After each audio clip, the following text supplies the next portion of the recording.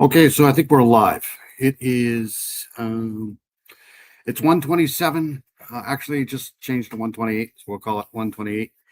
It is 7/26, 2026. We are coming to the end of July. Here, the summer is fading away. We still have another month though, so let's get this going. Let's see here. We have good to see everybody. Hope everybody's well. It is there's Heather right there. Heather's in here. Good to see Heather. Always good to see Heather in here. Hope Heather's doing well. We got Paula in the house. There's Paula right there. Hi Paula, how are you? And yes, I am going live. Let's see here.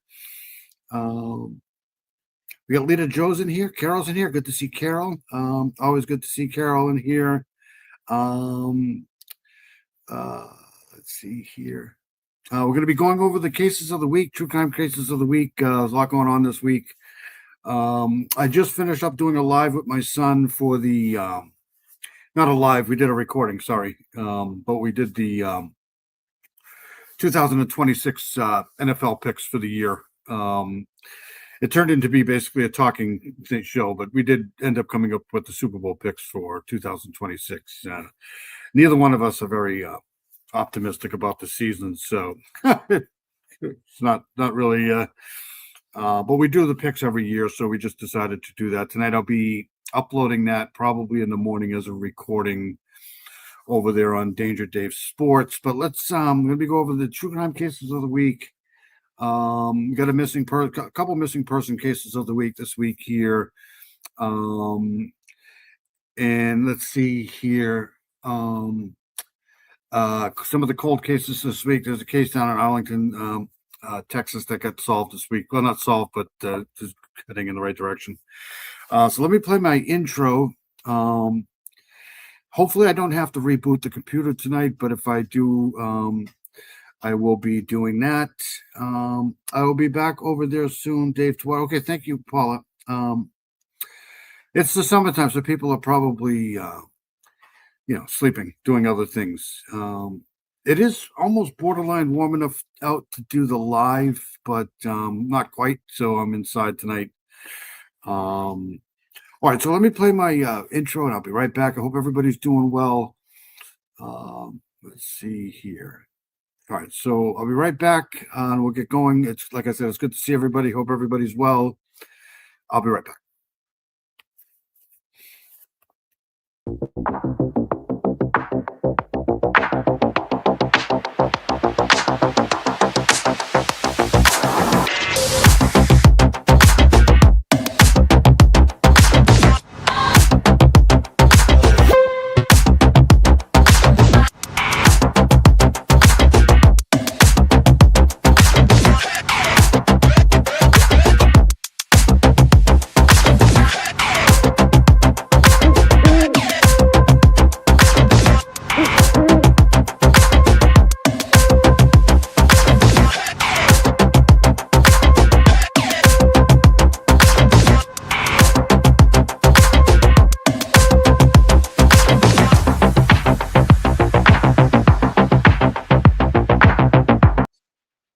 All right, so we have Fiend just jumped in while I was in the purgatory of the live intro. Let's see. So good to see Fiend. Gamino Dino jumped in too, not feeling all well, probably just watching the TV, but great seeing everyone. Hope you're well too, buddy. Hope you don't have too much of the Canadian wildfire smoke in you there. Up in, I think you're in Wisconsin, so hope you're doing well. Sorry to hear that you're not doing well. Hope you feel better for sure. I hope everybody else is doing well too. But anyways, what was I going to say? Yep, it's been a very, very strange week. Have a lot going on here. But I do want to get to, let's see here. What was I just doing? I was just doing something. I do want to play, hold on a second. I thought I had everything lined up here for tonight. Hold on a second. All right, we left off with this here last week, and we're going to start with this week here. Um, although I might start with this here. Hold on a second here. This is we'll start here, then we'll move on to the other thing. Okay, so we're going to start here. All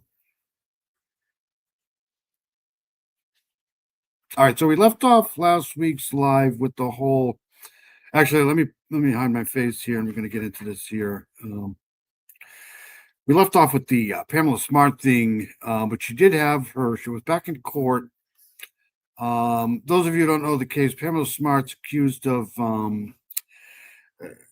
basically trying to unalive her husband. And she ended up being very successful, hired people. It's a murder for hire thing here. But this is 1990. This goes all the way back to 1990. But she's back in court after being convicted of plotting husbands in 1990 murder. But she's trying to get another. She's trying to get a retrial. The 58-year-old who was serving a life sentence without possibility of parole is asking the judge to give her a second chance at a trial here. I don't know how successful she's going to be, but we talked about this a little last week, and this was done a few days ago, and she was back in court for this. So let's check this out here. Pam Smart, the woman convicted of having her underage lover and his friends kill her husband in 1990. So this case has been quite well reviewed. In court today, pleading for a new trial. We're not asking, should we or will we win the matter, but could we? So do we sufficiently establish grounds? Smart, who's serving a life sentence without the possibility of parole in New York State, appeared by video but didn't speak. I understand the petitioners on WebEx. Is that correct? Her team filed a habeas corpus petition in January, arguing her conviction should be overturned, claiming constitutional violations. The state of New Hampshire, where the murder occurred, disagrees and filed to dismiss. We're going to start with the jurisdictional argument, and then we'll proceed with the state's motion to dismiss. Today's hearing is notable. It's the first time in 35 years that Smart and her team have gotten this far. All her previous attempts at appeals or a new trial have been shut down. This is what makes it difficult for families because, you got to go through the actual trial and then you got to go through, I don't know, the next 30 or 40 years of all of these appeal processes, all of these, court appearances and stuff. And there's always this risk of having this stuff, resurface, and then you got to go back to court. Yeah, it just sucks. This is terrible. I was down in your neck of the woods and brought home some. I wish I had left it there. I hope you didn't get that new bug that's going around, the stomach bug. You think you got some bad Panda Express. Ooh. That's not good. Rolling in late was being the mad looper of sort of limbs from this afternoon storm. I hope you're okay. That's Unindicted Co-Conspirators here. Good to see Unindicted. I hope you're okay. The weather's been pretty good around here. It's just been cold. It's going to be cold again tonight. But we're pulling through it. We're at some point we'll get some warm weather here. It's good to see UCC though, for sure. All right, here we go. Attempt at clemency or mercy parole rejected. You're not anybody in America unless you're on TV. Her case has fascinated America for decades. It served as the inspiration for the Nicole Kidman film To Die For, starring a young Joaquin Phoenix as her underage student lover. Did you get the gun? Yeah. In real life, Smart always denied knowing anything about the plot. Everyone else involved has been paroled. She remains the only one still behind bars. I spoke to Smart earlier this year after the new petition had been filed. So all of these kids right here, let's back this up a little bit. This guy, and this guy here were all underage at the time. So remains the only one still behind bars. I spoke to Smart earlier this year after the new petition had been filed, and she was waiting to hear if it would proceed. You've been through many appeals processes. Your new lawyer is arguing that your constitutional rights were violated They were. during trial and that you didn't get a fair trial. I did not. In 1990, Smart worked for the school district as a media coordinator. At 22, she was accused of convincing her 15-year-old lover, Billy Flynn, and some of his friends to kill her husband, Greg. We often hear of the O.J. Simpson double murder trial as being the trial of the century. Well, guess what? Pamela Smart's case was the very first murder trial to ever be. Mustang's here. It's good to see Mustang. Always good to see Mustang in the house. Yeah, I'm pretty sure all four of those guys were part of this whole. They did a couple of movies on her, I think. I think she's guilty as hell, but you never know. But it's hard for me to believe that those four kids just decided one day to want to unalive her husband. It's just. I actually went to school with her husband's brother, Dean. So I know about this case here, but she's never going to go away. She's going to keep appealing and trying to, overturn this verdict for forever. She's never going to go away ever. Televised gavel to gavel. Smart's new team says some of the evidence at trial was misleading, like transcripts of secret audio recordings of conversations involving Smart, which were provided to the jury. But when you tell someone what they're hearing, you set this expectation-induced bias, and they will hear it. Did you realize that transcription was made by somebody who was working in the prosecutor's office? I had absolutely no idea. It's so biased. It's like asking my mother to write the transcript or something. Come on, that's crazy. Did you recognize the words that were in that transcription?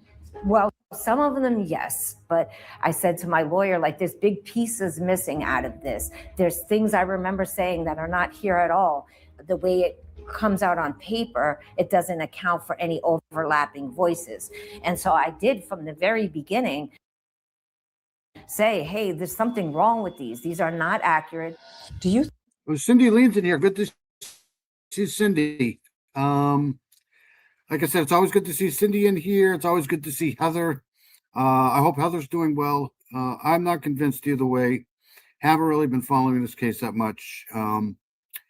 Yeah, it seems like every 2 or 3 years it comes up where she's trying to get new trial in this case here. But I just figured I'd play this because we kind of went over this a little bit last week, but this week here she was actually in court. You think the tapes were doctored? Yes, I know they were. In what way? I know that things I said didn't end up on the tapes. And I know that conversations were enhanced or tampered with. We told Smart. We took copies of the tapes she said were doctored to an audio expert.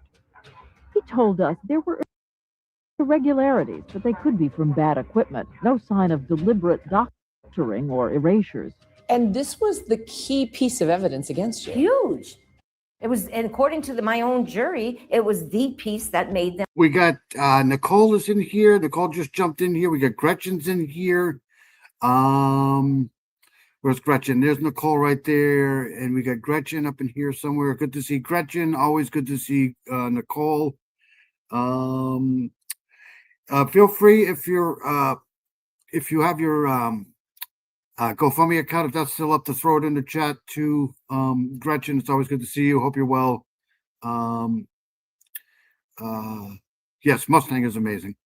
All right, here, back to this. We're just going over the Pamela Smart is back in court this week, trying to get a new retrial for the 1990 case.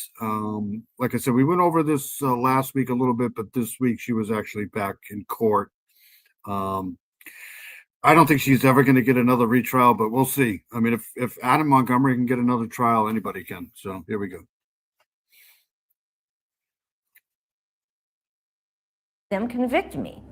To win a habeas petition on something like this, the audio would have to literally be the opposite of what it was. Nuances in the audio on an issue that has already been litigated and appealed is not going to lead to Pam Smart being. So she allegedly wanted to be without her husband. She was getting cold feet with the husband there, and she decided she was going to hire these teenagers to unalive her husband because she didn't want a divorce. And I don't understand why she keeps wanting to get this retried. But when you're in jail for as long as she has been, you probably want to get out of there. But hopefully she never gets out of prison because she's just, it's all crocodile tears with her, in my opinion.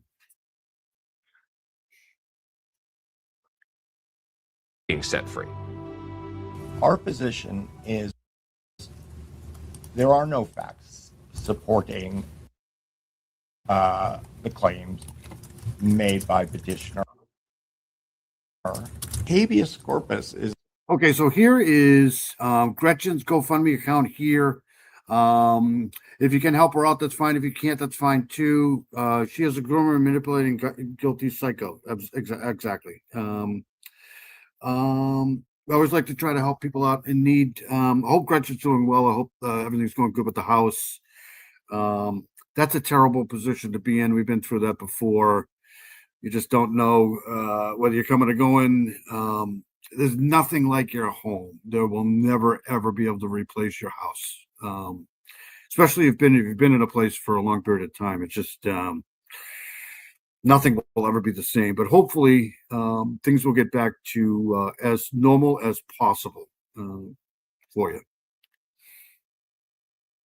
Is not a substitute for appeal. Believe in fundamental fairness and equity. No one should be sitting in a life without parole sentence where the conviction did result from untrue or inaccurate evidence.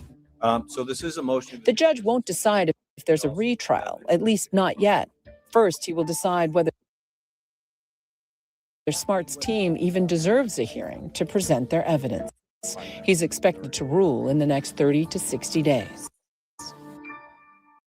Our thanks to Juju. You can see more of the Pamela Smart story in The Widow. All right, so Mustang is awesome. Mustang does a good job putting everybody's YouTube channels in here. Thank you. Our new roof trusses got dropped off a couple days ago, so hopefully the rebuild will start moving soon. Yeah, hopefully you don't live. Hopefully they do it before the snow flies. Sure. But glad that's good news. That is definitely good news. I have Gretchen on punishment. Okay. It's always good to see Nicole in here. Always good to see everybody. But anyways, everybody's got wrenches in here. So if you have channels, if you know people with channels, you feel free to throw them in here. I love promoting great creators. I was able to go over to Southern, what's her channel there? Hiawatha was there. Sweet Southern Tea or whatever her name is. She does a really good job. Tuck it out. We're moving my mom here and working on cleaning out things. It's hard because I want to. There's JP's in here. Good to see JP. Many things. I didn't have a chance to read that. Sorry. Always good to see JP in here, of course. I hope this message finds you well. Here's my YouTube channel. I'd love to borrow your ears, so give me a visit. I could use your criticism. So there's JP's channel right there. Thank you, JP, for that. But obviously, I'll keep an eye on this case here because kind of have to. I mean, she's always in the news. She's always going to be trying to appeal this case. It's sad. The families go through this all the time. All right, so let's get out of here. We'll move on to something different here. I did want to play this too. Hold on a second here, because just going over a couple of cases here we did last week. My computer's slow again this week here. Hold on a second. I think they've actually, hold on a second here. I think they've actually discontinued the search for her, but we'll play this anyways. Last week we went over the Angelica Brody case. She's been missing out in I think California here for a while now, and I just wanted to play this here because despite the heat and humidity, near 24 people joined in the search Saturday for Angelica Brophy at Palomar Mountain. We went over this last week where a car was found. I still haven't been able to find the actual parking lot, so I can kind of figure out where her car was in the parking lot. That would make a little bit of sense to try to find that. But I still haven't been able to find that. So, okay, so let's play this here. This is not the latest on this, but I'm pretty sure they've stopped the search for this woman here, and they're not willing to consider this a this is still kind of like a missing persons case here. So here we go. And it's possible she just took off. I mean, it does happen. Hold on, let me rewind this here. We'll play this. Let's go. Just seeing this a second ago with the video right here. This is that mysterious disappearance of an Oceanside mother. Nurse Angelica Brophy has captured the hearts of the San Diego community. The search for her in Palomar Mountain Park is attracting volunteers from several parts of the county. Despite the heat and humidity, nearly 24 people, including her brothers, scouring the mountain where her car was found. NBC7's Dave Summers joined in on the search. Like, since they combed this area already, I would suggest just Bailey. It's like easy walking.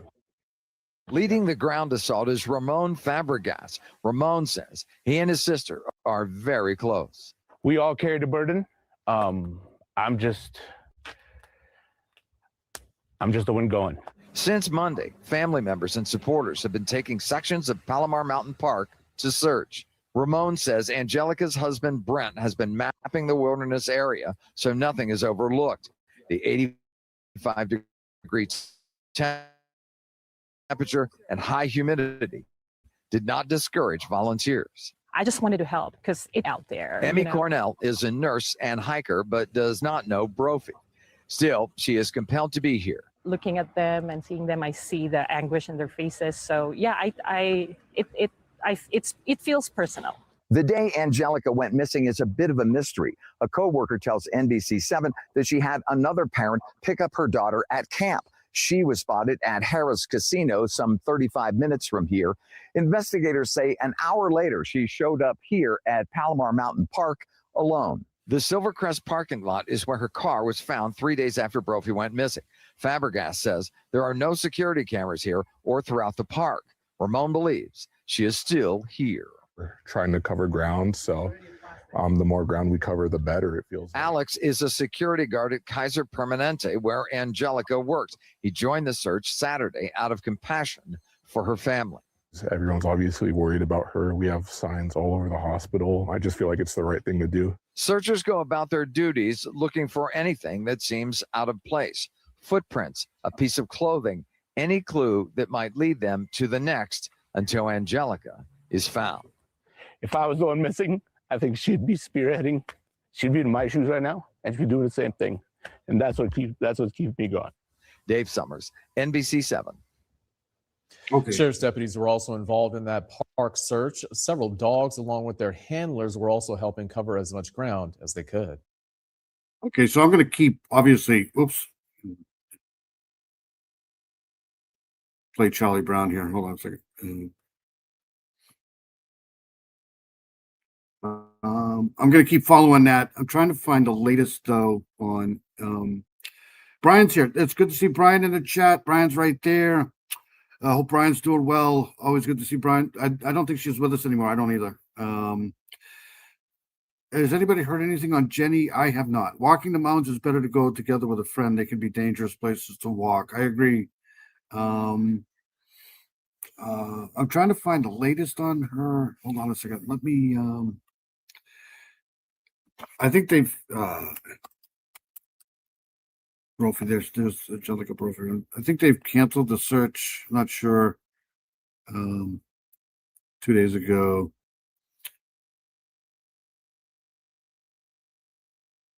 I will play this here. Hold on a second here. Right here. It's a very small, hold on here. Let me play this here. This is a small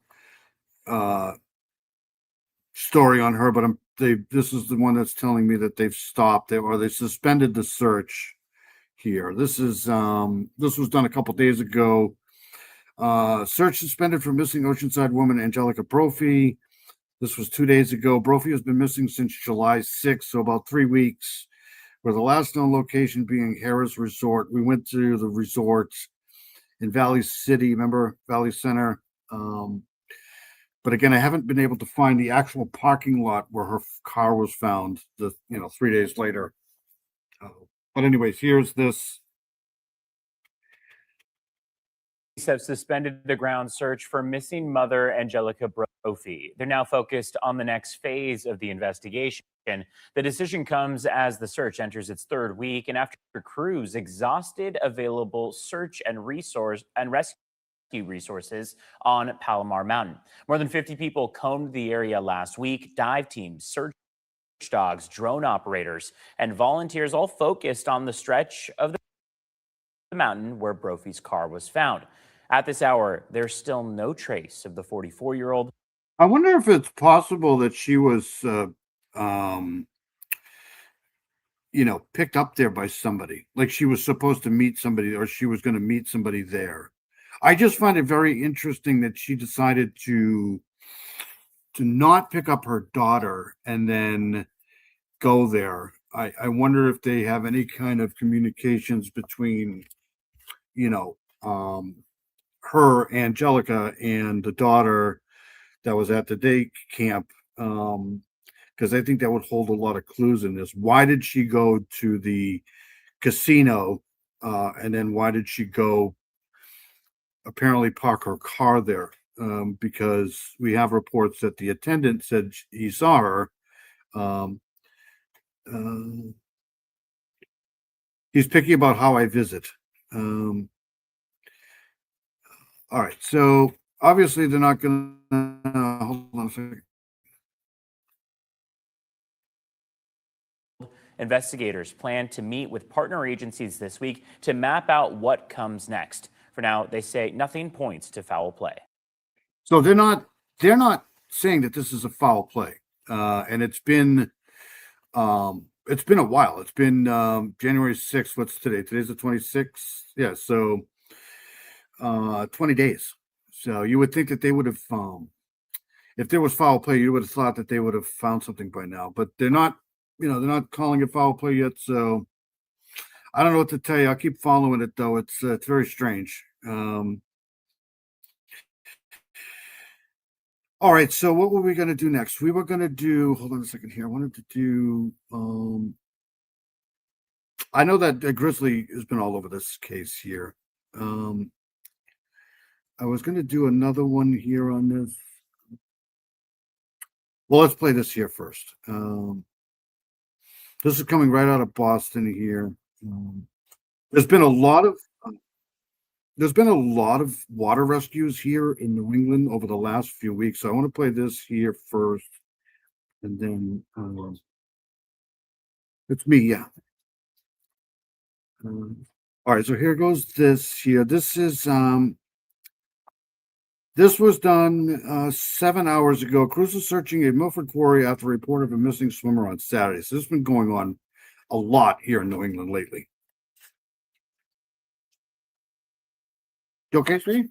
Ariel, what do we know? Well, Jen, the search teams are currently looking for that swimmer right now. We're in a nearby parking lot where there is a little bit of a scene. We can see there's cruisers here, and further off in the distance, they've taped off with some police tape some of the trees to prevent people from going into the woods. The quarry is about a quarter of a mile, about a half a mile into the woods. It's not easy to get to, but we'll show you some of the video that we shot earlier in the afternoon. At this point, police and fire really haven't given us much information. All we know is that fire officials, police, and dive teams are currently searching for a missing swimmer, and that they've been searching since around 3 p.m. this afternoon.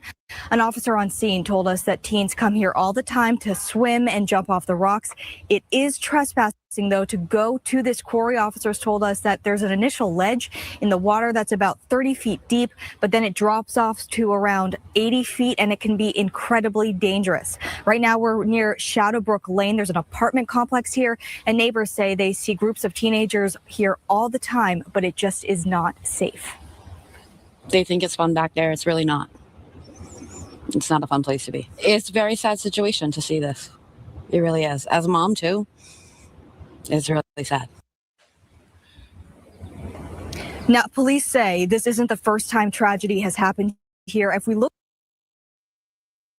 back on our past reporting, back in 2014, Channel 5 reported on an 18-year-old who died here after jumping into the quarry. Back out here live, I do want to show you this here. There are signs all over this apartment complex saying no trespassing, quarry violators will be towed. Again, police told us that they tell kids all the time that they're not allowed here. Again, this is an ongoing investigation. Search teams are still looking. As soon as we get more information, we'll be sure to bring it to you. We're live in Milford tonight. Ariel Metropolis, WCBB News Center 5. I don't know. I don't know why that's happening to me. I don't know. Lately, it's been a lot of these drownings here. I don't know if people are. It happened. I'm going to play another one a little later. But around here, it's obviously there's going to be more in the summertime than in spring and the fall here. But it's just I don't know what's going on. Maybe people are taking drinking too seriously here. But anyways, let's move on to something else. I wanted to play that. Hold on a second here. I don't want to play that. I do want to play this here that happened in Nashua. Hold on a second here.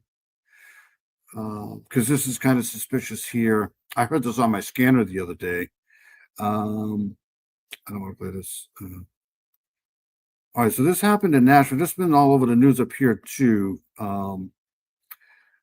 Let's see here. We'll play this one here. We'll play another one from a different station here. All right, so this happened.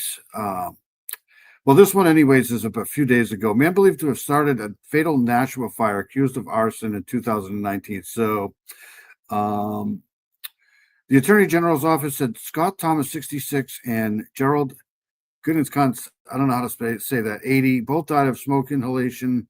Let's play this here.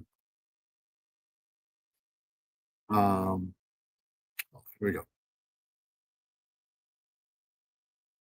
That Jerry Gudikanst locked himself inside of his apartment and then set it on fire. Tonight, as investigators return to Orange Street, we're learning more about what might have led up to Tuesday's deadly Nashua fire. I gave him a demand for a notice of eviction. The landlord says he served Jerry Gudikanst that notice after. This is a name that you do not want to mess up, right? Jerry Gudikanst. Could you imagine? I mean, I'm not making fun of this name. I'm just saying, going through school, or this name here. Yikes. Anyways, this happened a few days ago, and now this is under suspicion. But I'm going to play another couple on this case here. Look at this place. I know exactly what this is, too. He stopped paying rent 4 days before the fire. Records show Gudikanst went to court over the dispute. He denied whatever motion he put in. I think that's what snapped him. Then early Tuesday, the Attorney General says Gudikanst locked himself inside his apartment. So it's Gudikanst. Apartment and intentionally set it on fire. It spread, also killing 66-year-old Scott Thomas. We could have died. I mean, my wife, we could have died. He did it on purpose. For Denny Bard, Tuesday's fire is disturbingly familiar. He and his wife survived the 2019 Hudson fire. Investigators say Gudikanst intentionally set.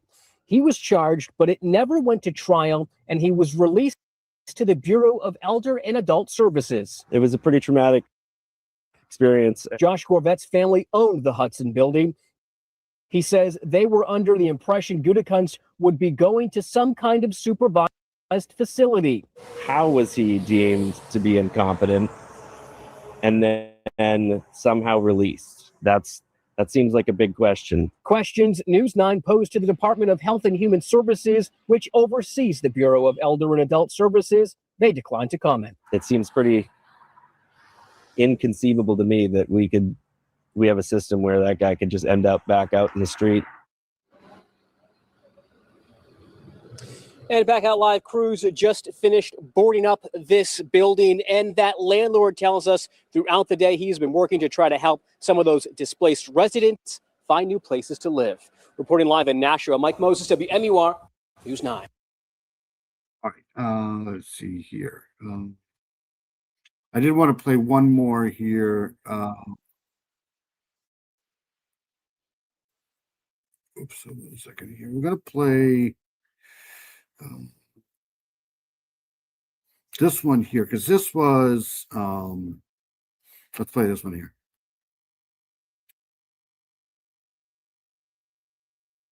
You just get that update from the New Hampshire Attorney. Okay, so this one was done. 2 men died in an early morning fire that tore through a Nashua apartment building, leaving residents displaced. As investigators searched for a cause day that it happened. So they were pretty suspicious at the time. I mean, this place is ruined for sure. That update from the New Hampshire Attorney General's office that this is a suspicious death investigation. That is one of the reasons why this is still an active scene more than 12 and a half hours after this fire began here on Orange Street. The fire destroyed this building. Tonight, 2 men are dead. We had to run for our lives. A fast-moving fire consumes 19 Orange Street in Nashua overnight. I get out, so I see the building in fire. Jose Rivera and most of his neighbors were. I was working, and I got, sometimes I have the scanner on, so I heard this over the scanner. Were able to evacuate on their own, but 2 men in 2 separate apartments in this 8-unit building are dead, despite the urgent life-saving efforts of Nashua firefighters. They were able to rescue one of the victims from the building who ended up dying at the hospital, and then found a second victim in the building. It's horrifying to not be able to save those guys. Second floor was where the heaviest volume of fire upon arrival was. Long after extinguishing the fire, firefighters and investigators stayed on scene, including the state fire marshal himself, looking for clues about. Like I said, they pretty much came to the conclusion that this was at least suspicious right from the beginning. My nephew ran with a hanger in his mouth and fell. He had to have stitches too. Wow.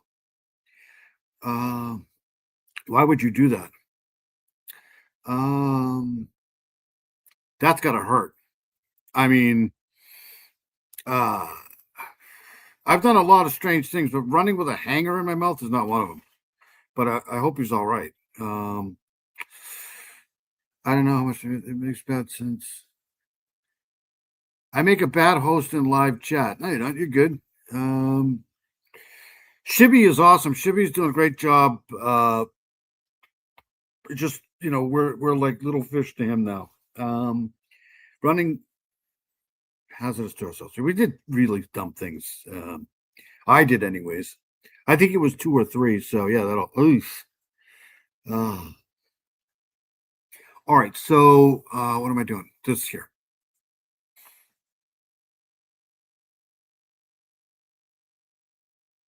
How and where the fire started. We just want to run the dog as one more tool just to check for accelerants. As investigators work, displaced residents get help from the Red Cross and wait to see what can be salvaged by firefighters after fire, water, and smoke destroyed their home in the middle of the night. The New Hampshire Attorney I'll tell you one thing, it's a lot easier to be displaced now than it would be, say, in the middle of January, because not just the weather, just I don't know what they're going to do. This place is demolished, though. I don't know if they're going to be able to. Well, they might be able to. This looks gutted, though. General says 66-year-old resident Scott Thomas died at the hospital. The other man found dead was found inside the apartment, they say, of a man previously charged in connection with allegations of arson and threats of violence in Hudson back in 2019. Dom is here. Good to see Dom. Always good to see Dom. Just popped in to say hello. Love most of y'all. Most of us.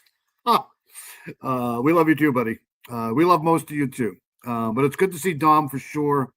I was like 4. They stitched the inside of my mouth, not on the outside. You can't even tell. Yeah. I split my head open downstairs playing basketball with my sister. That was fun.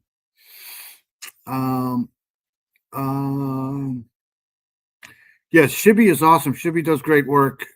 He just usually does the lives during the day, so I can't get there during the day. I was able to get over to who was that channel? Was I know I forgot her name now. I don't want to say the name. I missed Southern Gal again Monday night. Nothing bleeds like a head wound. No, I mean, tell me about it. I forget her name. Sweet Southern Tea or something like that. She's awesome. Oh, please, my brother hit me on upside the head with a 2x4, and it was 2 when I was 2. Yeah, that sucks. I'm going to keep an eye on this case here too, obviously.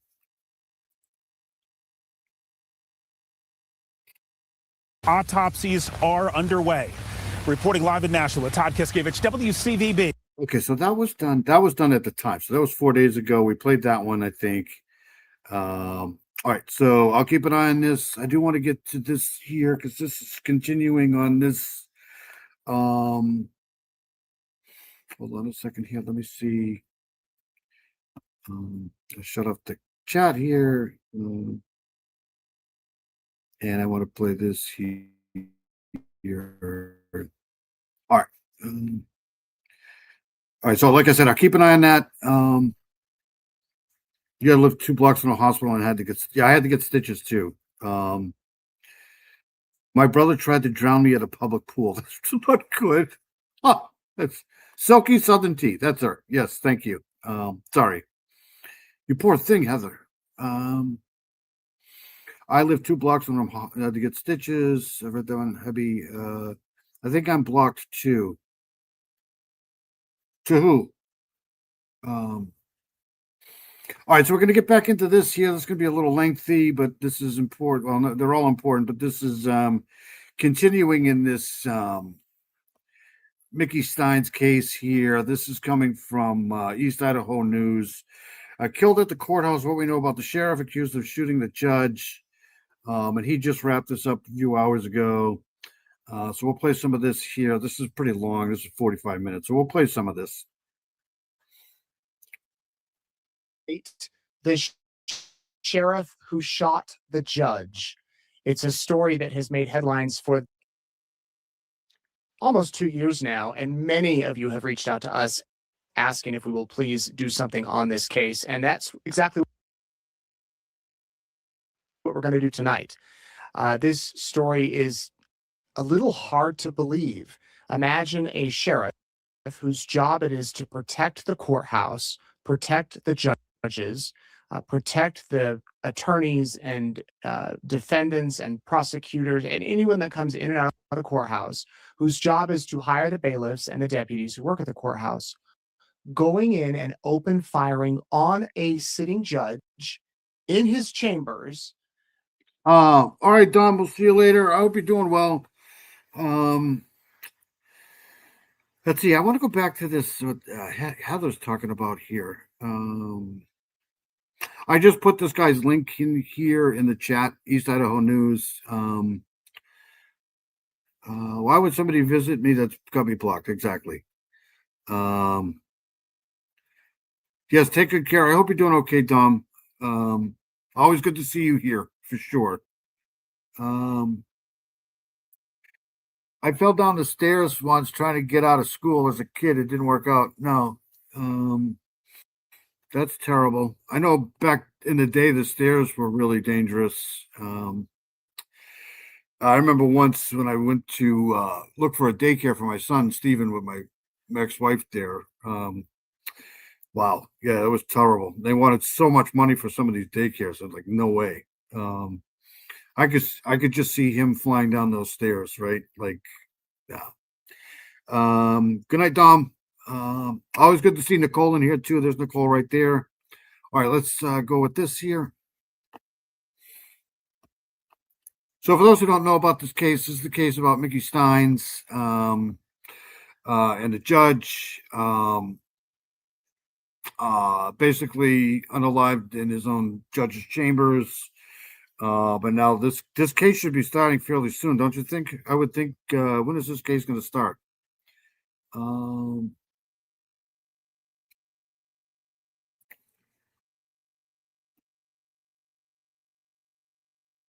And it's all caught on camera. And we have the footage tonight. We're going to show you. I want to give you a warning tonight. We're going to show it to you. It's public. It's a public record. You don't see blood or anything, but you do see the shooting of a judge by the sheriff, the man who carried the badge, the man whose job was to keep the peace. And he was known to everybody as Mickey. Did they block the blood out of this stuff here, or did they just, I don't know. It's so weird how there's no blood at all. That is weird. That is a weird thing.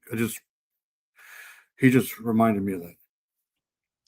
On an ordinary Thursday afternoon, September 19th, 2024, he walked into the courthouse where he had worked for years. He sat down. Oh, UCC is so funny. I'm assuming Steins went cuckoo for Cocoa Puffs. That's a classic. Across the desk of the judge, a man he had known for years, a man he had lunch with often. And on that very day, he pulled out a gun and fired multiple shots into Judge Kevin. I mean, if you didn't grow up with the Wonder Twins and really, really corny Saturday morning songs, then you would probably not understand this cuckoo for Cocoa Puffs thing. That's funny shit. Oh.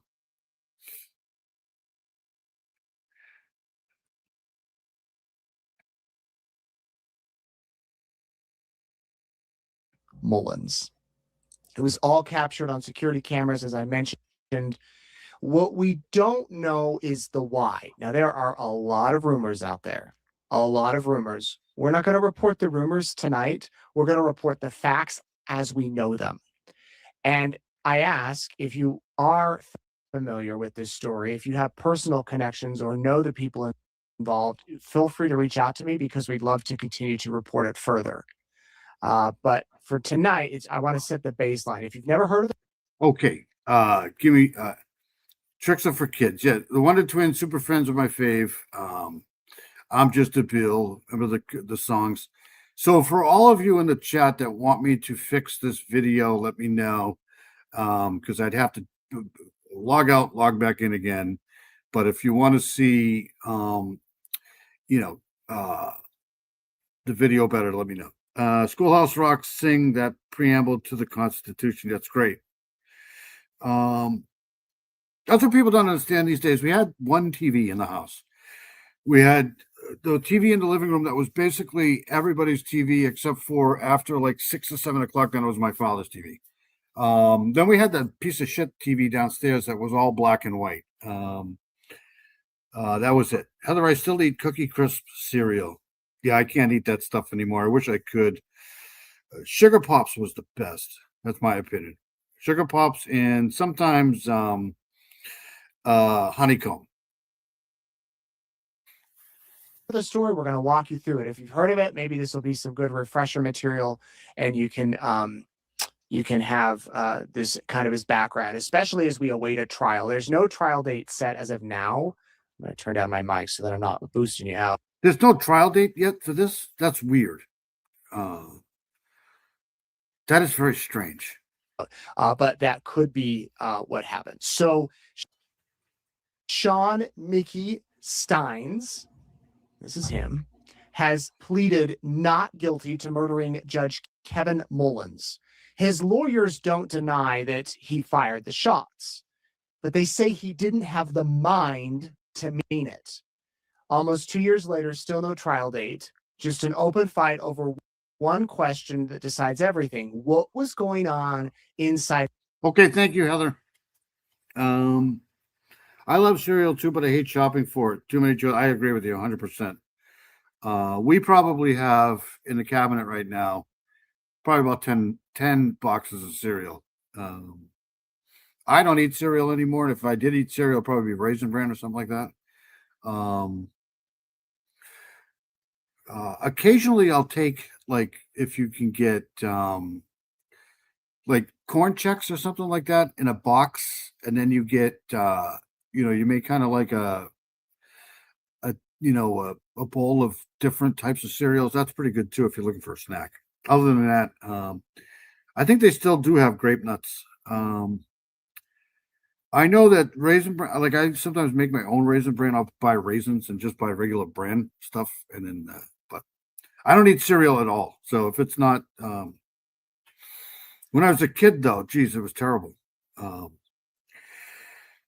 We used to buy it all the time. We used to drive our bikes to the store and get it and then bring it back.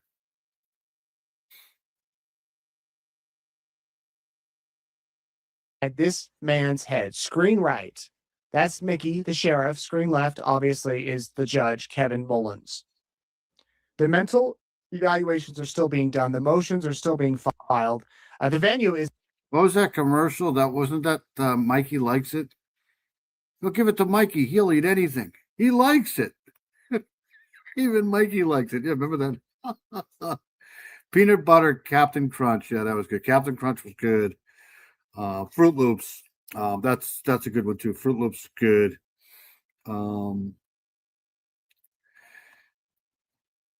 Even like honey nut Cheerios are good too. Cheerios, yeah. Cheerios is like the same like I like grape nuts, but it was like crumbled cement.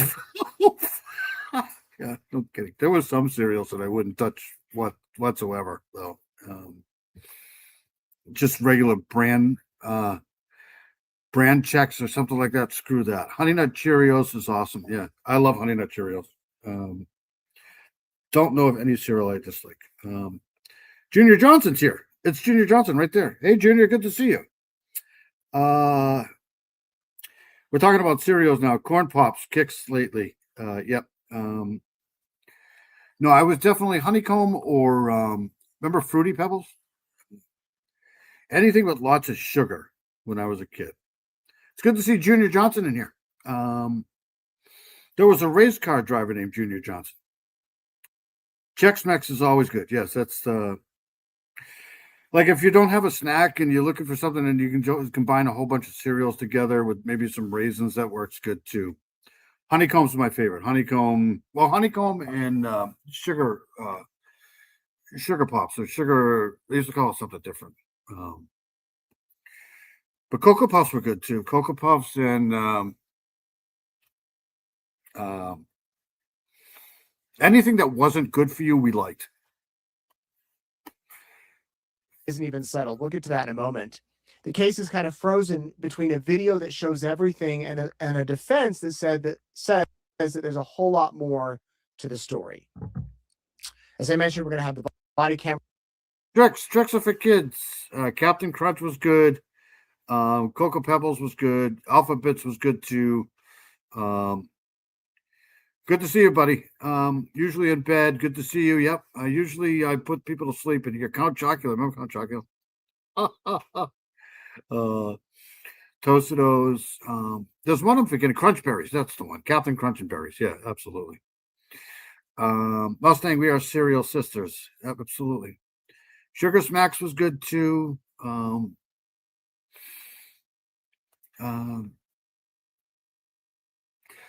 What's it? What was the ones with the? Is that the one? Cookie Crunch. Cookie Crunch might have been. Lucky Charms was good too. Yep, Lucky Charms was good. Marshmallow something.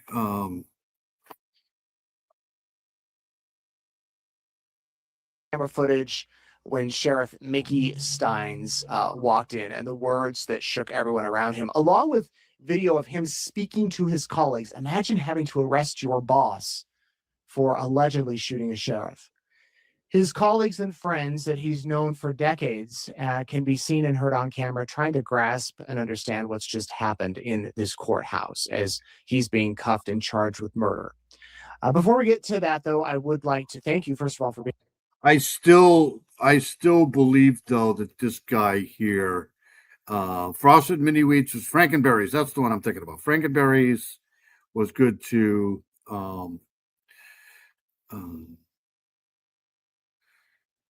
Golden Grahams was good. Rice Krispies. Rice Krispies is awesome. Frosted Flakes is good too. Yep. Count Chocula, not nearly as good as Cocoa Puffs, in my opinion. Yeah, it's definitely good to see Junior Johnson in here. What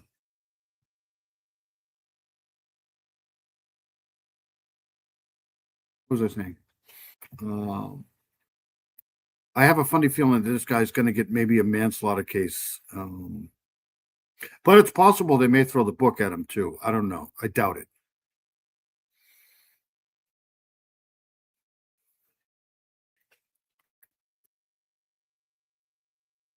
Being here and ask you to subscribe to our Courtroom Insider YouTube channel. Give us a follow, hit the bell, and then you can be notified, especially as we have upcoming trials coming along that I'm sure you'll want to follow, and appreciate your support on East Idaho News and Courtroom Insider, which is a different channel, but one that is equally important to us. Okay, this case happened. I'm the same way with Cindy. Like if it was regular plain cereal, then it would have to have sugar. Like there'd be like a lot of sugar.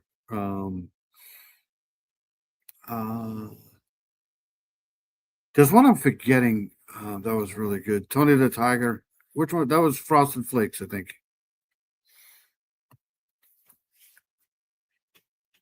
In Whitesburg, Kentucky, at the Letcher County Courthouse. It's a day that rocked this small community. Judge Kevin Mullins has been a judge since 2009. He served as an assistant Commonwealth attorney before that. In Kentucky, it's a Commonwealth. There's 7 Commonwealths across the country. I'm telling you this because I think there's only 4 Commonwealths.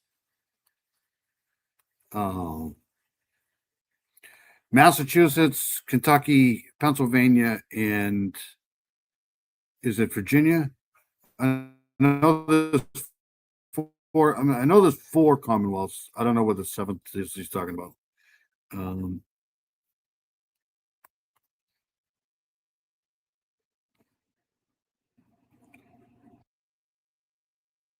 when I moved to Virginia, I was used to reporting on state issues. Virginia is a Commonwealth. Massachusetts is a Commonwealth. Kentucky is a Commonwealth. So when I say Commonwealth, I mean the state. So he was a state attorney. He was hired by the state as a Commonwealth's attorney, an assistant Commonwealth's attorney. Before Mickey Steins, the sheriff, was elected in 2018, he served as a deputy and court security officer. These two were friends, and they had been for many years. Steins has been booked into jail, no bond.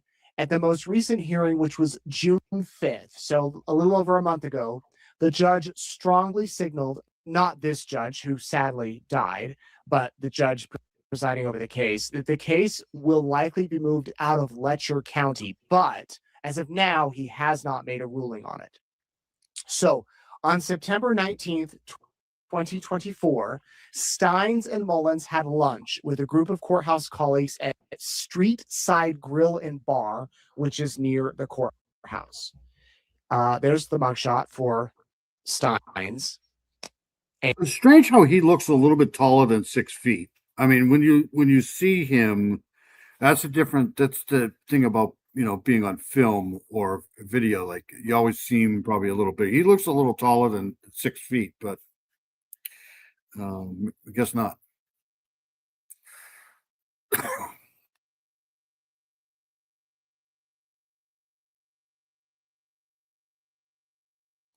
And here is some footage of the judge in his chambers chatting with. See, this is what I'm talking about. I don't know how they're gonna, I just don't know how they're gonna say insanity plea here, because he's out talking to people in the hall, and you just watch how this kind of unfolds here. He basically gets everybody out of here. Some colleagues. You can see there the sheriff walking in casually with some other people there, kind of pacing back and forth. After lunch, Mullins reportedly asked Steins whether they needed to. He definitely looks. He's definitely interested in the judge here. He's kind of just making the moves here, like he's acknowledging everybody else, but he's definitely honed in here on the judge, right? To quote, meet in private in my chambers. Around 2:30 to 2:55. I mean, I would have thought this suspicious myself. If you just have a sheriff coming in here, just standing by the this to me, this looks a little suspicious. It has from the beginning. Like he's just kind of leaning up against the wall here, not really engaging any conversation here. This is just kind of creepy, in my opinion.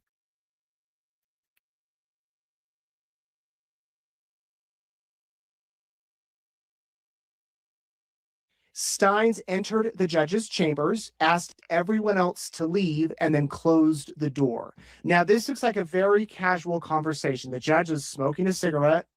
There's 4 other people in there in addition to the sheriff. So I think he said we need to meet privately. And a coworker said that the sheriff, quote, walked in with hatred in his voice. Steins sits down, everybody leaves, closes the door.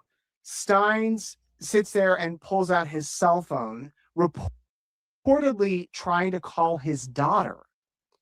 There are reports about this is really weird. This whole, I don't know. This is kind of strange to me. He knows exactly what he's doing. Like he doesn't. And this they're gonna have. I'm just saying they're probably gonna have a hard time. I think there's something more than we know going on with. I agree with that 100%. This almost looks like, I don't want to say staged, but scripted almost. the judge having Steins's daughter's number in his phone. I'm also paying attention to the clock. I've been paying attention to the clock this whole time, ever since this case began. So again, reportedly, the judge had the teenage daughter. Let me play that again. His phone number or her phone number in his phone. But these reports have never been supported by evidence as far as we've seen. That hasn't been released. Plus, the daughter, Lila, and her mother told police she had no contact with the judge whatsoever. So I want to warn you, this video is not graphic. We're about to get to a very graphic video where you will see the shooting. Turn off your screen or hit fast forward for a moment if you're not watching live, because we're going to. He definitely tells everybody to get out. He's telling everybody to get out, right? Look at the judge's face. Like, what are you doing? I'm going to play this. And I'll let this one play out first. So the people get up and leave. Judge is very casual. As I said, just casual as can be. The sheriff seems a little bit nervous or a little bit anxious, whatever, however you read body language, sits down, chats with the sheriff. Now we're going to skip to this video. They're chatting. He puts his phone on the desk. Smoking, right? And the camera. Why is there a camera in here? Why is there a camera in here at all? This is weird. This whole thing is strange. You're telling me that there's cameras in every judge's chamber here? Like this is, and now it's been, so we rewind this a little bit. It was like 20 to 3 here. Now it's 10 of 3. So this is a good, I don't know, almost 15 minutes here.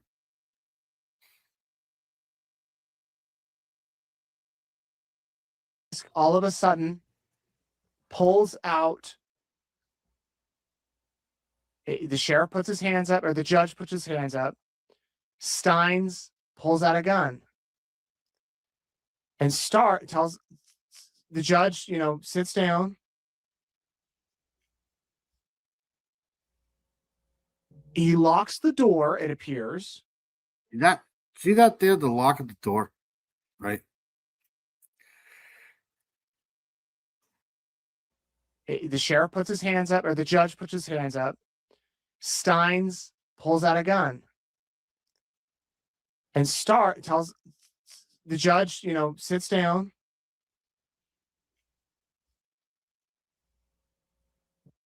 That lock of the door right there is telling me he knows exactly what he's doing. The lock of the door, that's right. That's right. The cameras were in there because of the sex crimes that were being committed. They have cameras in chambers in Memphis. I don't know about anywhere else. But see, this whole locking of the door is telling me that he knows what he's doing. He's locking the door so nobody can come in.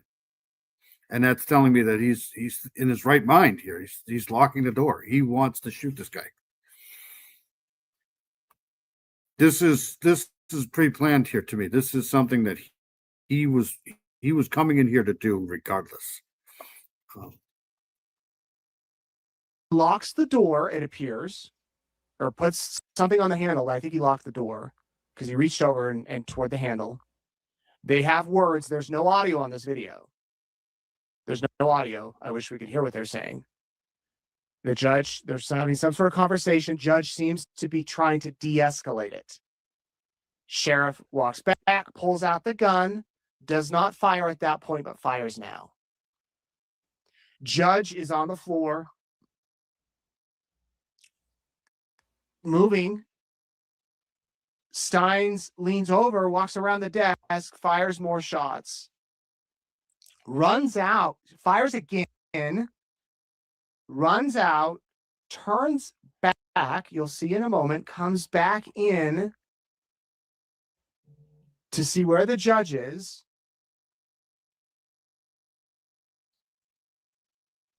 Looks around, then picks up the phone on the desk, checks it.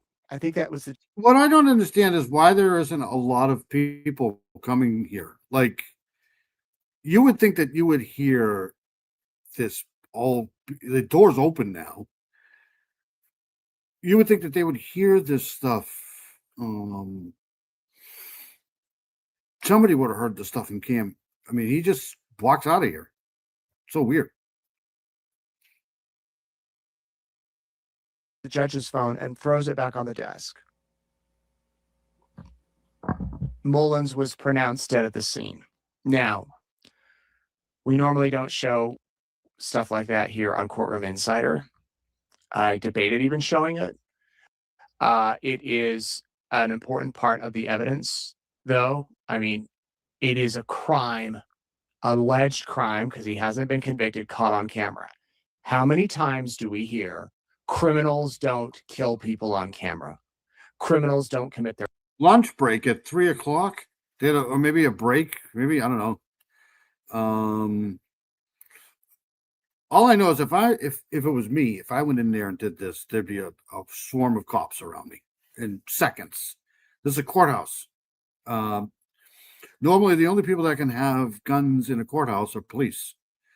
So it's just weird to me how this whole situation. I don't know how they're going to get away with the insanity plea. He knew exactly what he was doing. In my opinion, he just knew.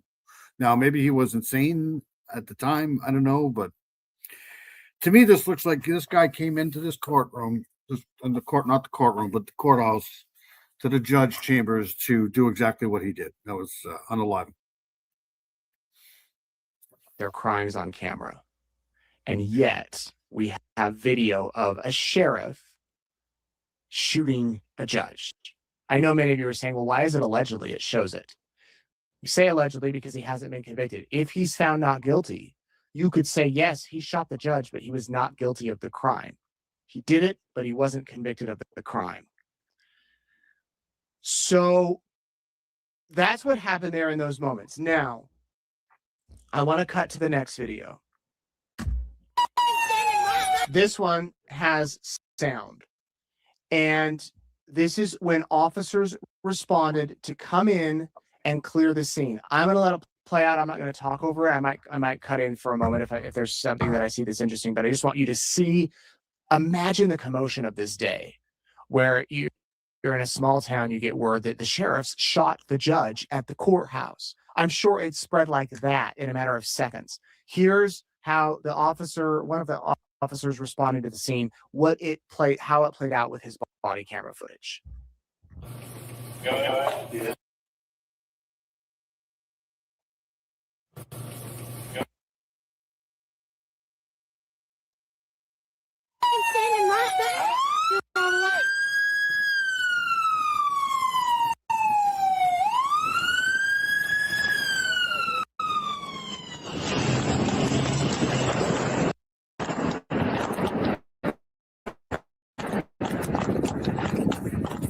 He's clearly running in there, trying to find the judge who's hurt.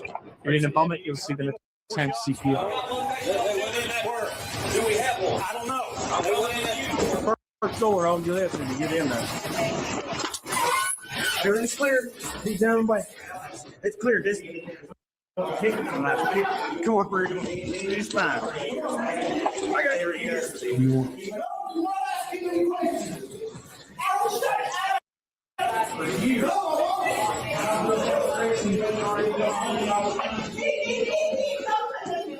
They say he's down. That's what Jordan sees.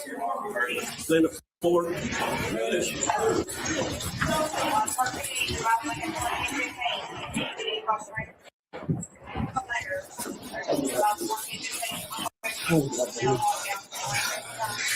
Right, a second.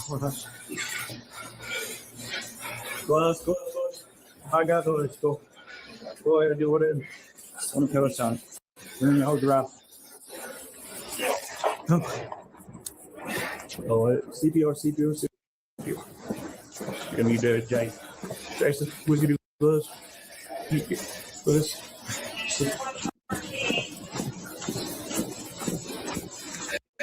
Oh, Bane is good. Was there any more shooters? I told her, I don't know about second floor. You have to ask Chuck. I'm only up there. I told him. The other thing I'm saying is if this was just, anybody else and not a sheriff, I wonder if things would be different. But, if this was somebody, just another Joe Schmo that did this, I wonder.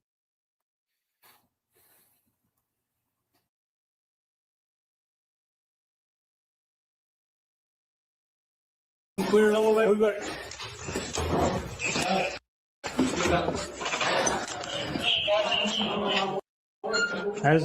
how many clear those suck play?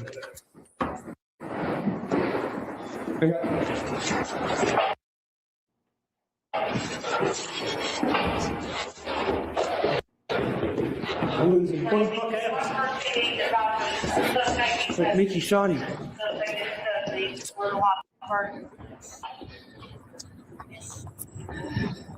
I got you. Move it up, stop. Open the door. Open the door. Give me it.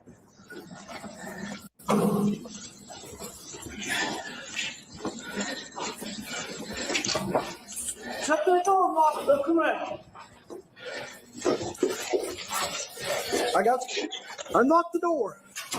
Unlock the door. Just lock it. Lock up, stand up, straight. Okay, behind it is.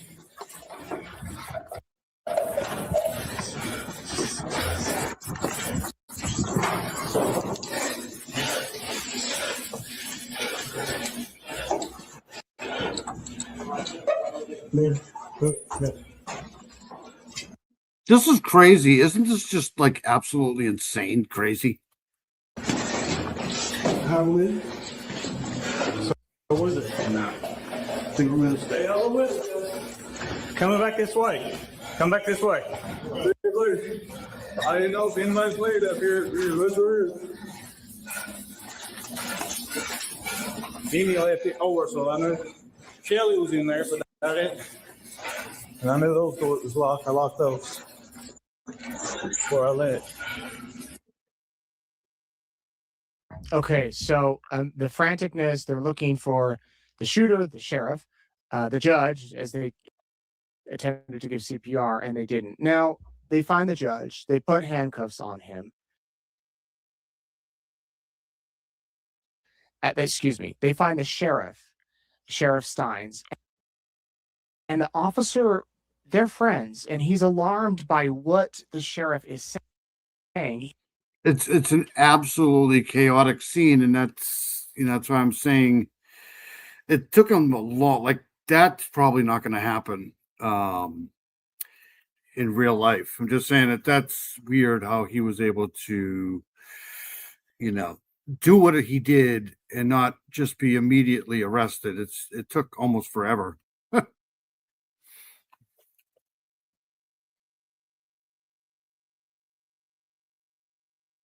He seems to be expressing some sort of like paranoia or delusional thoughts that someone might be trying to harm him. Listen. Yeah, take it to the jail. Yeah, come on. To me, this is the strangest part of this whole thing. Is this? It's almost like he's acting, right? Come here. Still make. We're all careful, man, all the time. I know. Listen, I know how that works, the camera and stuff. Take me downstairs. Y'all can interview me. I'll tell you the whole story downstairs. Oh, so we're just trying to figure out what the bed. We can go right through that way, right down at the jail. And that may very well be what we do. I don't know. We'll see. So We're not going to do this. Maybe first we got to figure out who's working these, and that's going to be who's fired. okay. Yeah, but it's class doing it. I won't be downstairs in the camera now, guys. Come on. Okay. Well, we just got to wait on the detective that's going to be working. Well,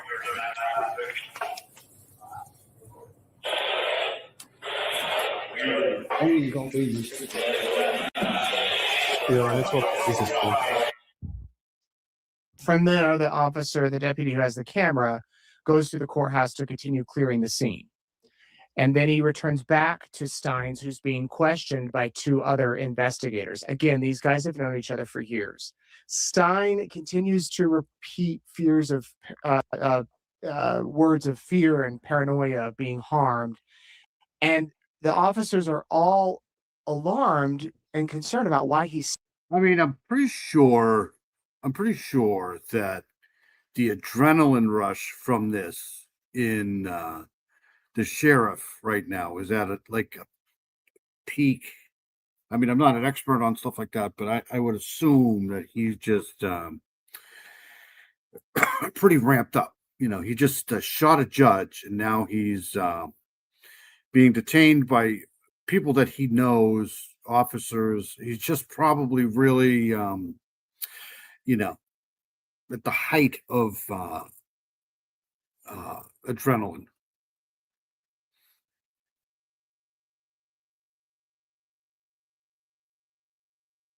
Speaking this way. Here's just a little bit of that interview.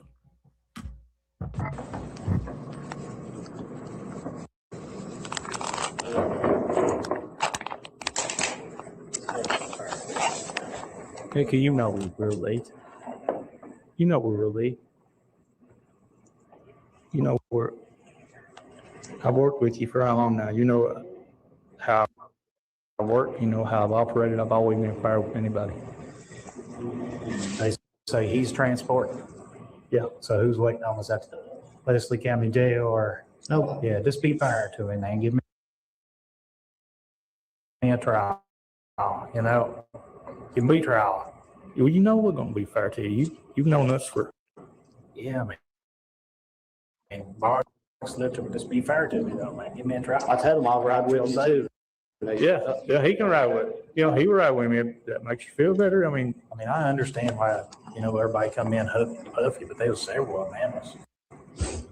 Well, it's about emotions are high when things happen like that. They don't know if she was still wanted to be aggressive towards the people. I was already cuffed and sat down, and I know other guys just sat me down and stuff. Well, I've not been aggressive with you. In Clayton has not. I know Bates has not. So you're okay. I promise you. Okay. I mean, do you think they would have been this civil if this was just a regular person sitting in front of them?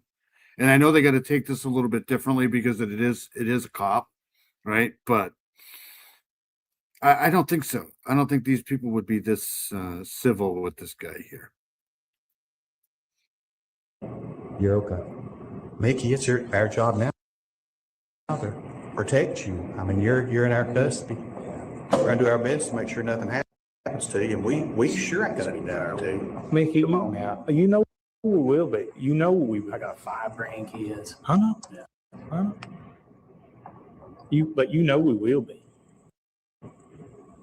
You know I've not been unfair to anybody I've dealt with. Not me.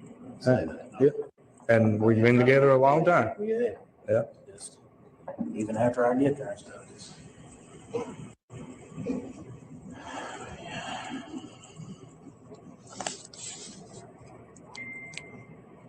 We're gonna make sure you're all right. Don't worry. You ain't gonna let nothing happen to you. I promise you that. Nothing. I'll roll with him. Yeah. Nobody's gonna intersect with us or anything. No, I promise you, I'll drive you the whole way. I'll drive you the whole way.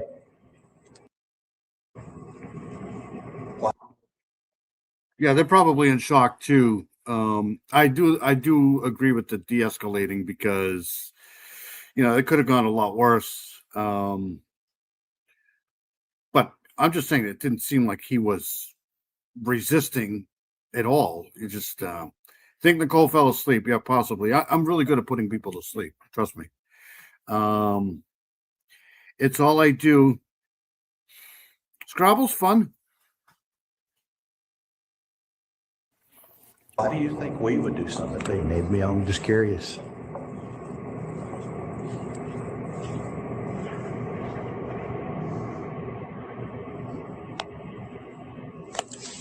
See, it does seem like he has some sort of a paranoia going on.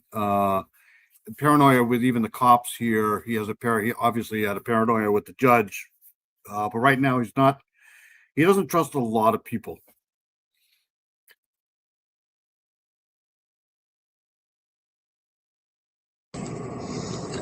We'll be down there a little bit late. I just want to talk to her over a second. So be down where salad board when we get done talking.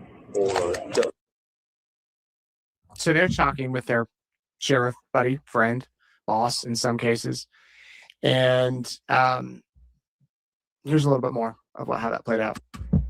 Give me, man. Listen, I promise you, you've known me and him for what?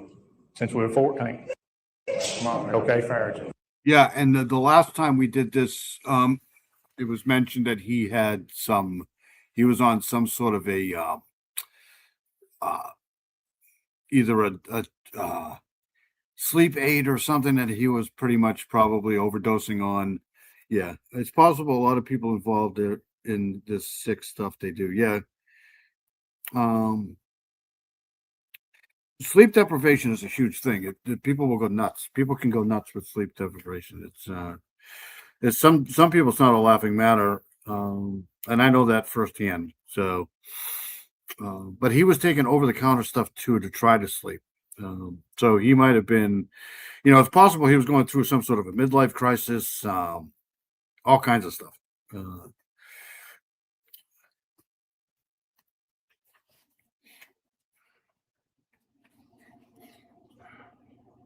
And I promise you, this right here is the Leslie County Jail, and they beat the hell out of me and kill me and stuff there. Nothing like that, sir. They're not going to be that. Yeah, I promise. And I ain't got nothing on me now. I'm getting me back there towards the active crime scene, me and the theft. What a million. No, we don't see me. No. Listen, the elevator's right there. Don't they go down the Sally Port car or anything? Yeah. Hey, you know who's all going on transit. Me and him. I'll go with them. I'll be in the front. I'll fill the passenger. He'll be the driver. I'm pretty sure that 3/4 of you guys. No.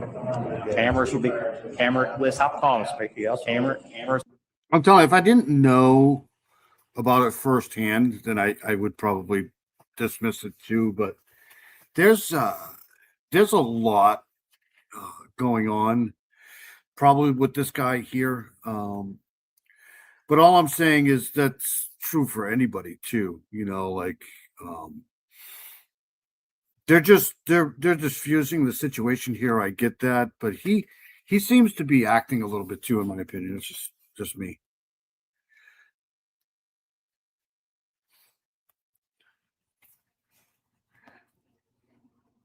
Hey, cameras will be on. Yeah, everything is good. Yeah, I know, man. I know. I'll go on that. Oh. Okay. So Yeah, I mean the judge. Yeah, it's very creepy, very ewish for sure. I mean, I'm telling you, corruption is really a thing, man. It's I know people don't like to believe it, but sometimes, and it happens at any level, really. And that's why I think this guy's going to probably, get the sympathy card here if they, just manslaughter as far as I'm concerned here. Where if it was anybody else, it'd be first degree for sure.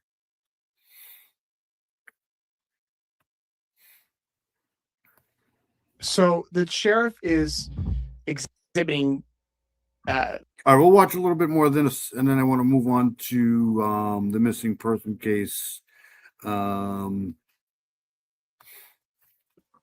Some, I guess, paranoia maybe, or just some disturbing thoughts, whether it's legit or whether he's putting it on. I don't know. I can't judge that. But abnormal behaviors for a friend. Think about it. If your friend did this and you have to go interview them or talk with them after, what are you going to say? How's it going to be? So they take the sheriff to the jail. I showed you his booking photo a moment ago. 2 witnesses told investigators that they had all had lunch right before the murder. They were all together at a cafe having lunch, including Steins and Mullins, the judge and the sheriff. They often had lunch together. Here's one witness, and then I'll play the other one. The thing I thought was on was whenever he came back, he had his gun on his side. The sheriff did. Ambien did absolutely nothing for me. In fact, Ambien made it worse. Ambien, I remember the doctor gave me Ambien to take home. It's probably because I thought he just wanted to get me out of there. But that did nothing. Ambien was terrible. We had a neighbor out here drive a tractor and plant corn seed on Ambien. Yeah, it's all these medications. They work differently for different people. It's just, but Ambien did nothing for me at all. Some people swear by it. Some people love it. I take my Zoloft now. Zoloft before I go to sleep, and then I take two 10 milligrams of melatonin, and then I'm freaking out like a light. I haven't taken NyQuil in forever. I haven't taken Tylenol PM in forever. I never really cared for Benadryl. And I've cut down on the coffee too a little bit over the past few years. I was drinking, when you drink that much coffee, it's really, really hard to get good sleep. It's just my opinion.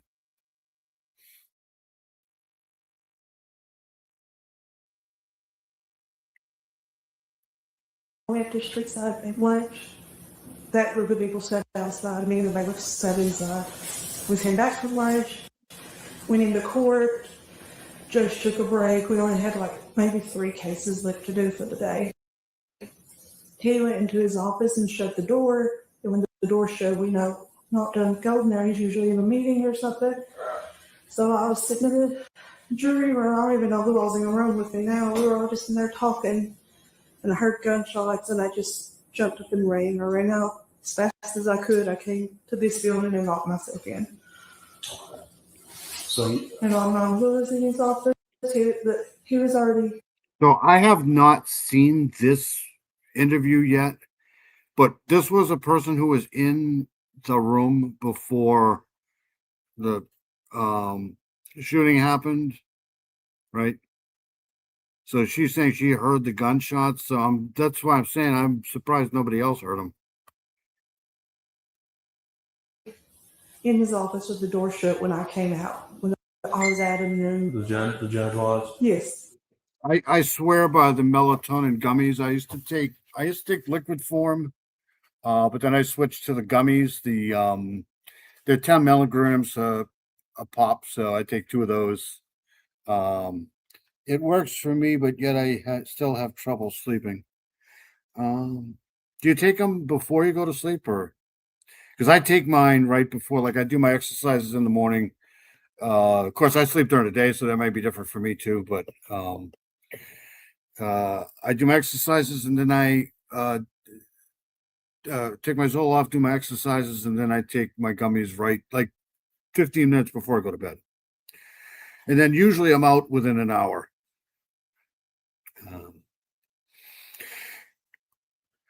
But I don't think they work for everybody, but I personally swear by them. So you didn't see if there was anybody in there with him, or No. you didn't see nothing. You didn't see nothing take place other than him go into his office and close the door. Yeah. And then you heard what you think was gunshots. Yeah. So if you caught it, she said they were having lunch. It was a normal day. They had lunch. They went back. The judge had 2 or 3 cases. I think that this is a woman that works in the courtroom with him, and everyone went about their day. And she knew the judge's chamber's doors were closed, and so she knew if he was in there, not to bother him because he was busy. Here's what another witness said. Another person who was there at the time of the shooting, the day of the shooting. He walked in and they were really hateful voice, wanting to get out of here and to talk to Kevin in private. And we always kind of looked at each other because it's Kevin's office. I'm gonna play that again. Hold on. Having lunch. It was a normal day. They had lunch. They went back. The judge had 2 or 3 cases. I think that this is a woman that works in the courtroom with him, and everyone went about their day. And she knew the judge's chamber's doors were closed, and so she knew if he was in there, not to bother him because he was busy. Here's what another witness said. Another person who was there at the time of the shooting, the day of the shooting. He walked in and they were really hateful voice, wanting to get out of here and to talk to Kevin in private. Hateful boys wanting to get out of here. I need to talk to Kevin in private. That doesn't make any sense. I wonder if this is hateful words. This is strange what she says here, because there's no audio. I don't think there's an audio of anything that was said in the judge's chambers there. So I want to know what she says here. I don't think it's hateful boys wanting to get out of here. I need to talk to Kevin in private, right? So I don't know what she said there. And we always kind of looked at each other because it's Kevin's office, so it was odd to me that he was telling people to get out of Kevin's office. Right. And we all just kind of looked at each other like,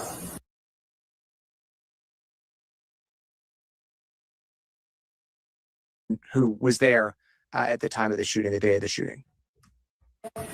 he walked in and they were really hateful voice, wanting to get out of here and to talk to Kevin in private. And we always kind of looked at each other because it's Kevin's office, so it was odd to me that he was telling people to get out of Kevin. Yeah, don't you think that's odd that he was telling people to get out of there? I'm on progesterone, knocks me out within an hour, but then a couple hours I'm up into use. Yeah, that's me. It's good sleep though. Usually I can get back to sleep within 30 minutes after that. I don't think I can take progesterone. But then up to use the bathroom again. Yeah, it's Tracy. Tracy is here. We love Tracy. Tracy's amazing. It's good to see Tracy for sure. How long has Tracy been in here? I missed her. That's right, Benadryl. It was Benadryl he was taking. Sheriff Mickey Steins was taking a huge amount of Benadryl to try to sleep, according to his aunt. Yes, that we saw that We played that a few weeks ago, actually. For the Love of Menopause. I think my wife is actually on progesterone. She has the patch now.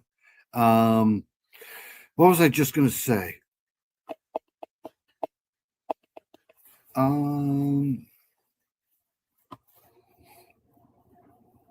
You were washing dishes. That's a full-time job right there.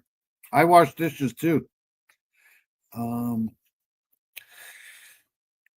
That's why I've been able to survive living as long as I have, because I do the dishes. It's interesting. It was interesting to me how he was, because I watched the judge's face when he said, "Okay, everybody out." Basically, came in and said, "Everybody out," and the judge looked at the sheriff like, "This is my wait a minute," and then everybody just got up and left. Remember? So that was just really strange. Why?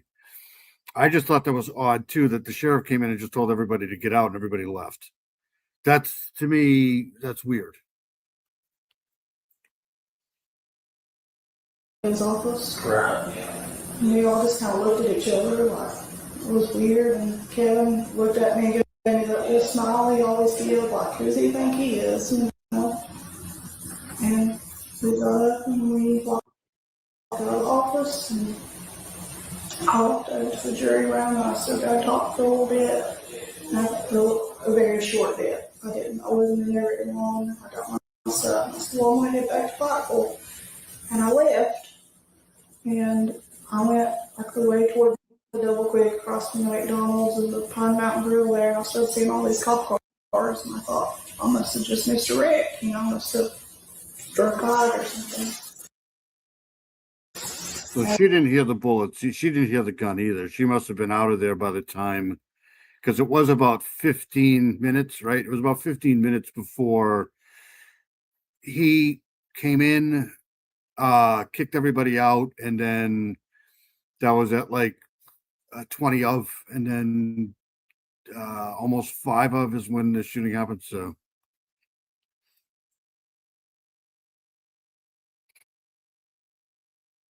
And then I got a phone call asking if I was okay. And I was like, oh, what do you mean? And he's like, oh no, that's something happened at the courthouse. I'm like, okay, so I'll call. So she talks about what she witnessed that day. Oh my gosh, she's got Tracy. Dishes are a full-time job with my son and 4 grandkids, ages 5 to 12 here. Wow. You know what we're doing for Tracy for Christmas? We're sending her a dishwasher. That's a lot of dishes right there. I love washing dishes. It's I consider dishwashing to be kind of like therapy. Nobody messes with you when you're doing the dishes, and you can take your time. It's almost like therapy work. I love doing the dishes.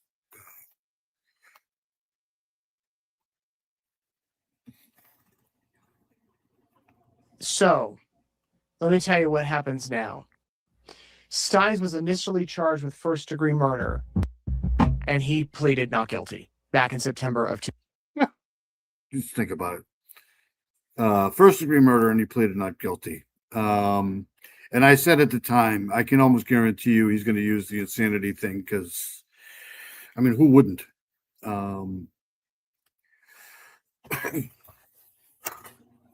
2024. On November 21st, 2024, 2 months later, a grand jury indicted him on 1 count of murder of a public official. He pleaded not guilty. I know I've explained this before, but it can be confusing. What's a grand jury? What's a preliminary hearing? A grand jury is done in secret. You don't know they're being held. And so what happened here is that the judge was arrested. Not the judge, the sheriff was arrested. And then all the evidence the prosecution had, or some of it, whatever they felt would make a compelling case, they convened a grand jury. People came down to the courthouse. There was no judge, just the prosecutor, and they present the evidence that they have. And then the grand jury, Yeah, I don't mind doing laundry because I do my own. That way none of my clothes get lost. I'm a pretty good I'm a pretty good house dad. I have to say, I do a lot of shit. Of course, if you ask anybody here, I don't do anything at all. I don't dust. I do windows. Don't dust. I vacuum a lot. I vacuum less now than I did when my kids were small, but I'm a pretty good house dad. I do all right. I'm not a clean freak, but I'm horrible for dusting and house shows it. And the vacuuming helps too. We don't like rugs at all. So I do a lot of cleaning, but I don't do dusting. I don't dust. I break a lot of shit too. Citizens can decide if there's enough evidence to indict the alleged criminal. The other way to do it, which is like what they did in Utah with Charlie Kirk's alleged shooter, Tyler Robinson, is they hold a preliminary hearing where that evidence that they would show the grand jury, they present to the public. And then the judge decides if there's enough evidence to have the trial. Yeah, and if you live in like a hurricane or a tornado alley place, you can just leave the doors open. That'll take care of the dust for sure. I'm horrible for dusting in the house shows. I like cleaning the windows, no rugs, but vacuum floors, do my own laundry. She vacuums a lot. Heather's awesome. We love Heather. Why bother? The dust comes right back. Exactly.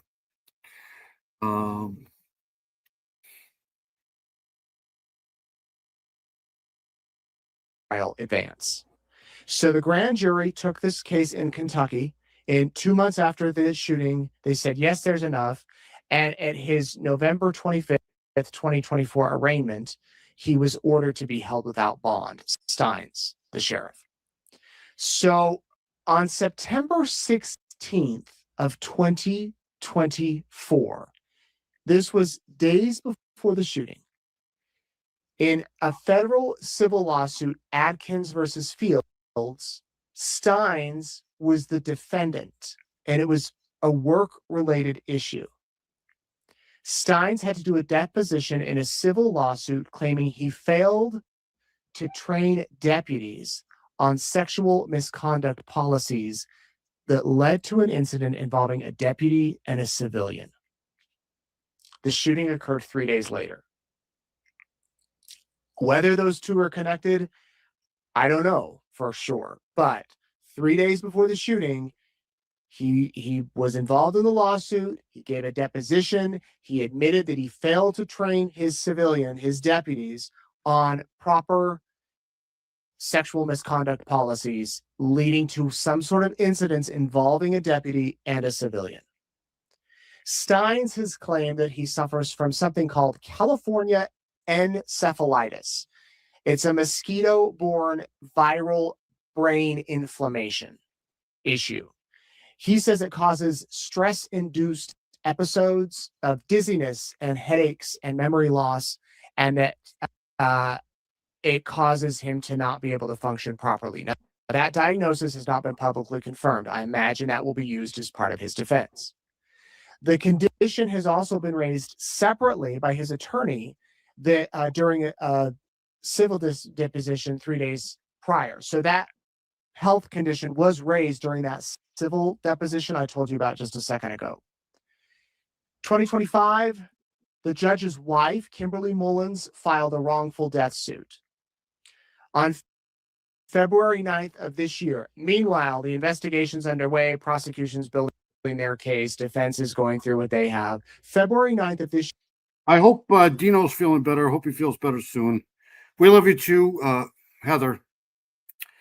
When they harvest here, especially the corn, tons of dust. Yeah.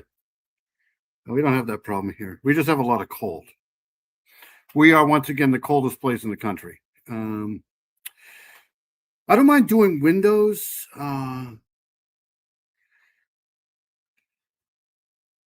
Helicopter was here the past week spraying. I know one thing, the ticks this year are terrible.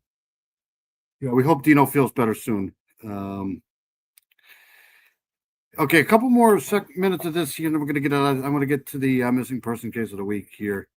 I I'm surprised this hasn't gone to trial yet, or there isn't a trial date set on this. This has been going on for a while.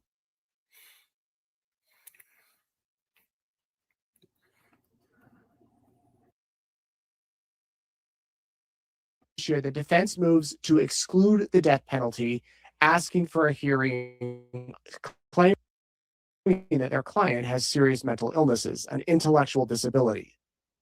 Then, in June, the last hearing, three different issues were argued. One, a second mental evaluation. The Commonwealth moved to have a second mental evaluation done on the sheriff to refute it that he's insane.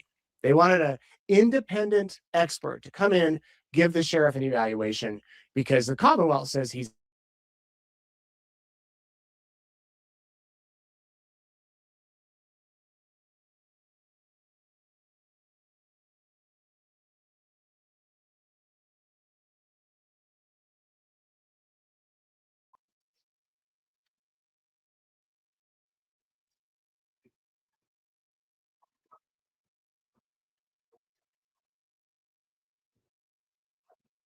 have an impartial jury in this case because of the media saturation. I want to pull this up and read you a little bit about what Court TV reported for the change of venue case,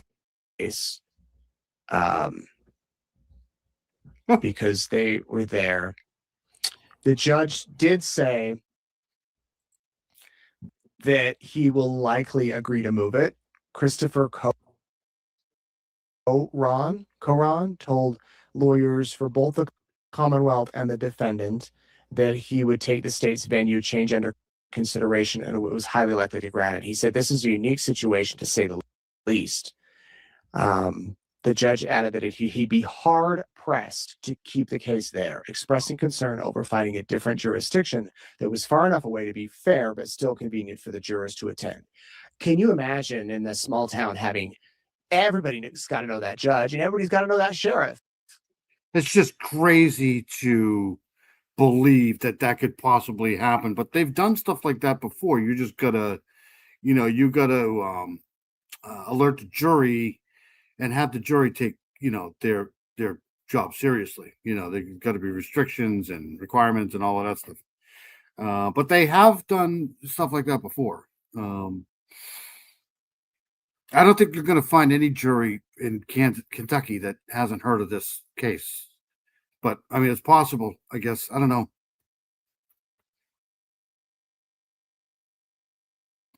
And so you got to not only find the jurors, but there can be conflicts. I don't know the background on this judge, but if this judge was friends with that judge, can he be impartial? You'd have to find a judge that, like, from across the state that has no clue who any of the parties are. Or wouldn't it be wonderful? Puff, puff, pass, pass.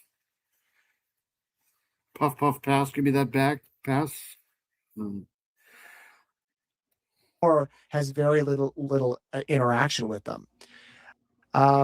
The defense, though, has argued that they want to at least bring in jurors for voir dire, for questioning, for interviews, and they can get a fair process through this. But the judge seems skeptical about that. He said, "I cannot fathom the thought of reasonably being able to obtain a jury in Letcher County with the amount of coverage the case has received. It seems very clear that you've got a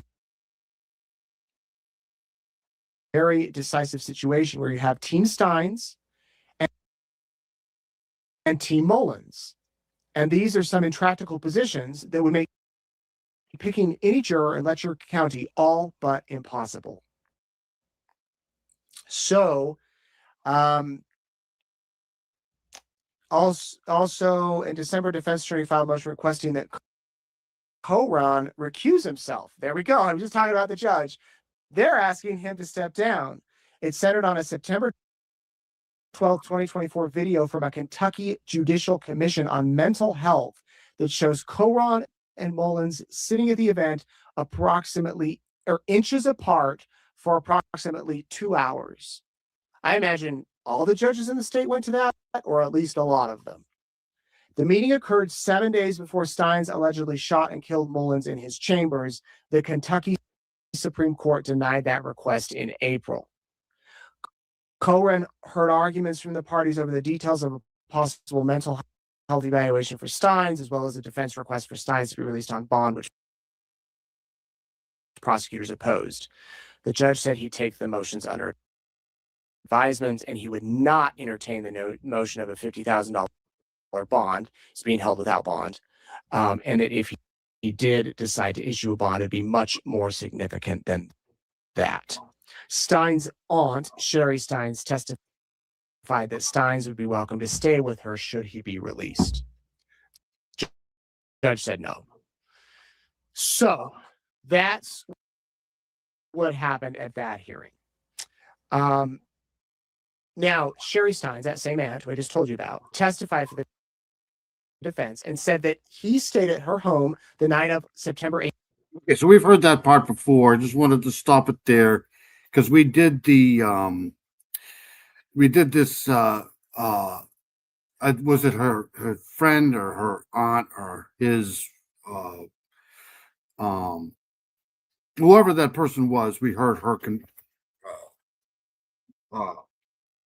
interview there at the court. So I just wanted to stop it there because this is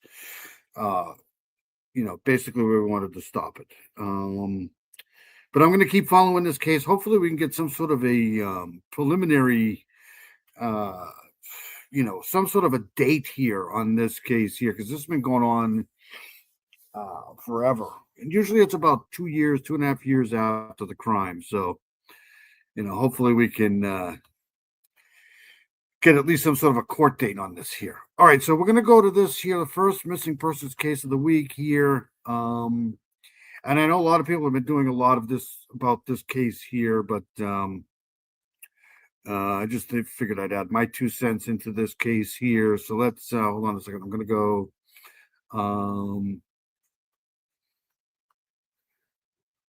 Dewey Ox is here. It's good to see Dewey Ox. Hold on a second here. There's Dewey Ox right there. Always good to see Dewey Ox in here. Hope you're doing well, buddy. No one's ever late here because it's late anyways. It's 3:20. So always good to see you, buddy. All right, so this is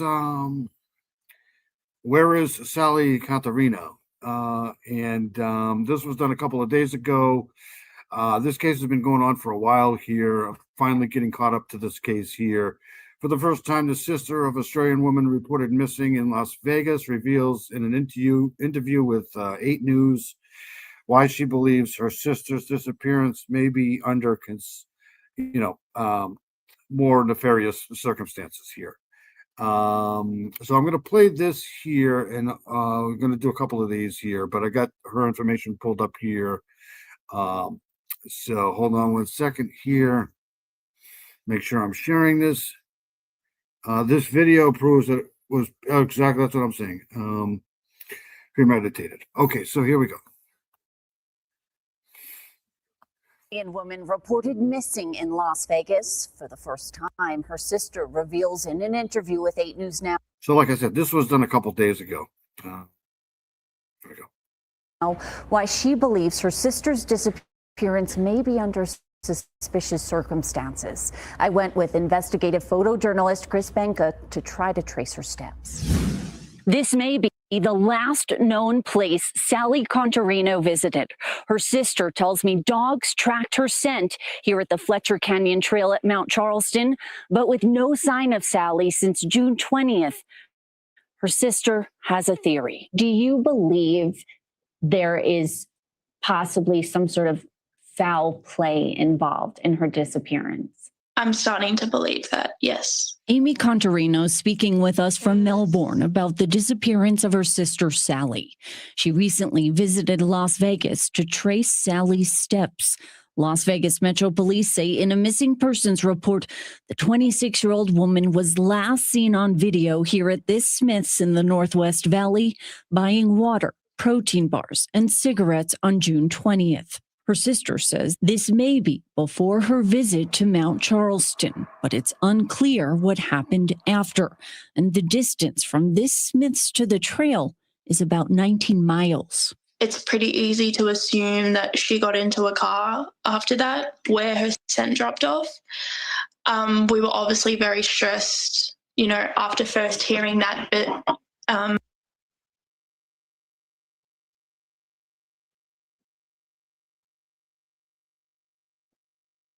then we found out she did actually make it to the mountain.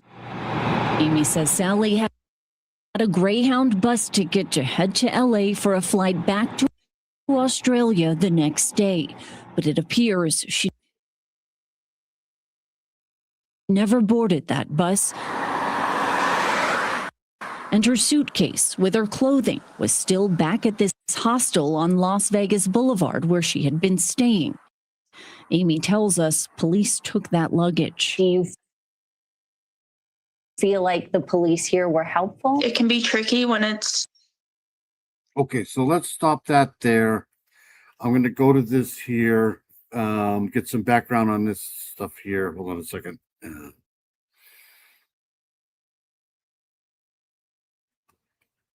All right, here's this. This is coming from the New York Post, I guess. This is the only thing I can find right now on this thing here. So let's go up here.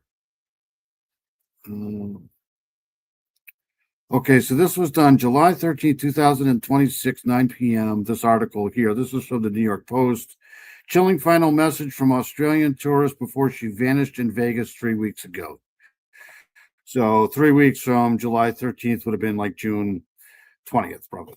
An Australian tourist vanished after sending a final Facebook message while she was heading out for a hike with a 26-year-old now missing for more than 3 weeks.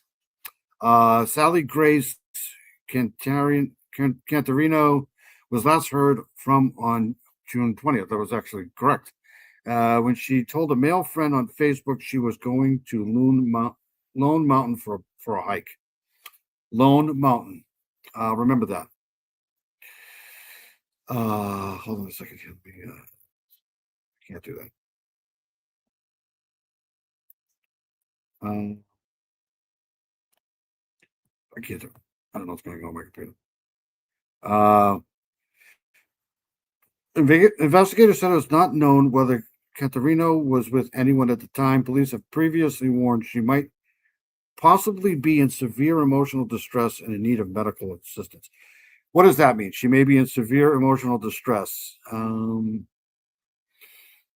Australian tourist vanished.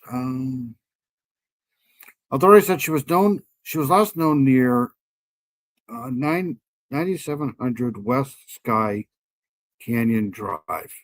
So let's do that there. At around 1 p.m. on June 20th. So June 20th is the summertime. The area in northwest Las Vegas is close to a busy intersection with fast food restaurants, a gas station, and other businesses. So there must be camera footage and stuff. Catarina was due to fly back to Melbourne on June 21st, but never boarded her scheduled return flight, police said. This reminds me of what's-her-face from California. Remember the woman from Hawaii? Kayabashi, is that her? A couple years ago, she came to, she was from Hawaii. She flew to California. She was supposed to pick up a connecting flight to New York. She was going to go to New York. Remember her? Then her father unalived himself, and then they found her down in Mexico. She just left. The report said she traveled from Melbourne to Nevada on June 13th and later confirmed to her sister that she had arrived at the Bungalows Hostel on Las Vegas Boulevard in downtown Las Vegas on June 18th. Investigators also noted she was using the Wise money transfer app and owned an Apple cell phone. What is a Wise money transfer app? An influencer's creepy video taken with meta glasses hauntingly shows the missing woman in her last known moments. The footage captures him approaching the 26-year-old just days before she failed to board her flight home to Melbourne, has not been heard from since June 20th. Let me read that again. An influencer's creepy video taken with meta glasses. What does that mean? Hauntingly shows the missing woman in her last known moments. The footage captures him approaching the 26-year-old just days before she failed to board her flight home to Melbourne. So this creepy guy, yeah,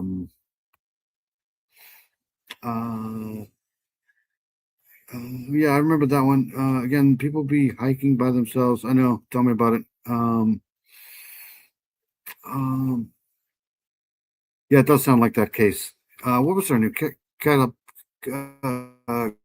Kayabachi or something like that. All right, let's go back to this here, and I'll try to find that address. Let's get out of this here. Better glasses you wear and it records. Okay, thank you. That's a little creepy. So people can be wearing glasses and recording you at the same time. That's kind of weird. All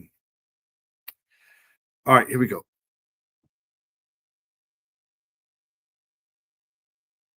A live investigation, and obviously coming from the family, you want to hear answers and updates. Initially, the police were very helpful with that. I feel that's dropped off now. The case is getting attention on social media. Video is circulating of Sally in front of this 7-Eleven on Boulder Highway near Flamingo. It appears the video was recorded on June 17th. Now, this isn't a typical tourist destination, but Sally's sister says she was no stranger to Las Vegas. She visited regularly. She also solo traveled, and she says she would walk a lot. She also says the day before she seems to have disappeared, she believes her sister hiked Lone Mountain. Do you have any reason to believe that she would not want to come home or be found right now? No, she'd made plans with myself and Lauren, her other sister. She'd made plans with her best friend, who she messaged saying, I'm getting on my flight tomorrow. There's never been any indication that that would be a plan of hers. Any indications of a mental health issue or perhaps substance abuse? No. What do you want people to know about your sister? Sally is very, very resilient. She's the funniest person that we know. She's very smart. She's very kind. It's very, very strange because hold on a second here. I can't get why can't I get down right here?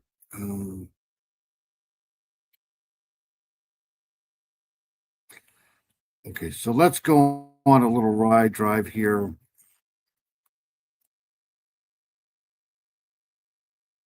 West Sky Canyon Park Drive. So I'll take you guys with me here. Hold on one second here. Get out of that there.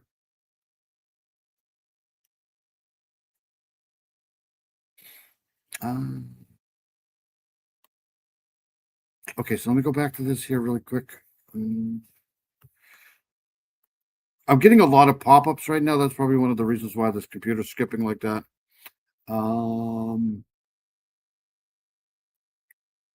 So authorities said she was last known near 9700 West Sky Canyon Drive at around 1 p.m.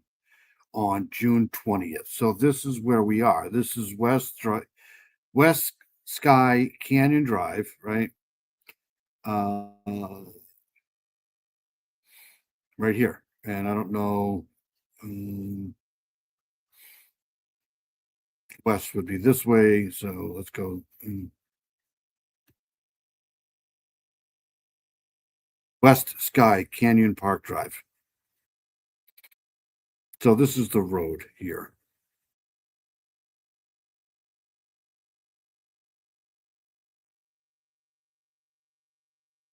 And it also says, didn't it just say something about, okay, the area is in Northwest Las Vegas, is close to a busy intersection with fast food restaurants and a gas station and other businesses. So that's where we're headed.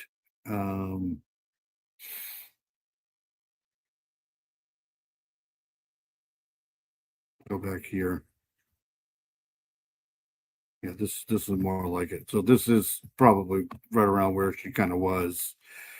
Let's get out here onto the road.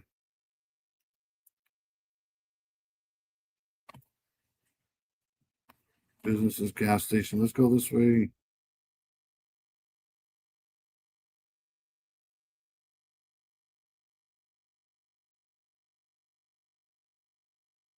This looks really nice out here. This is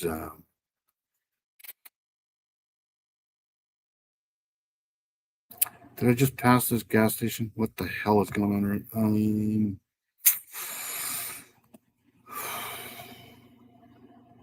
Because there's a picture of her. Is this a picture of her? Hold on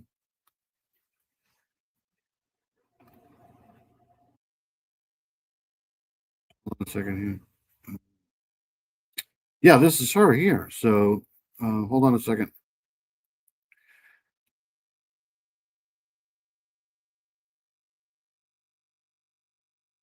Hold on a second. Let me get out of this quickly here. People wear meta glasses on roller coasters. It's fun to watch on YouTube. Yeah, that sounds like fun.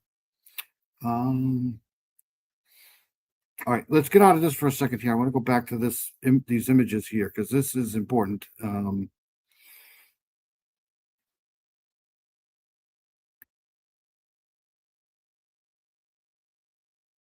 About to throw my computer out the window.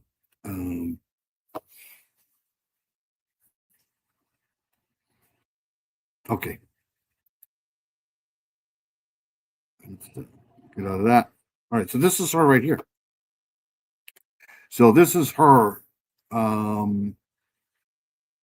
don't know where this is obviously a gas station here. I gotta find that tires place because this is right across the street.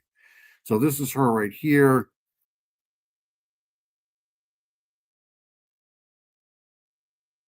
Hold on a second.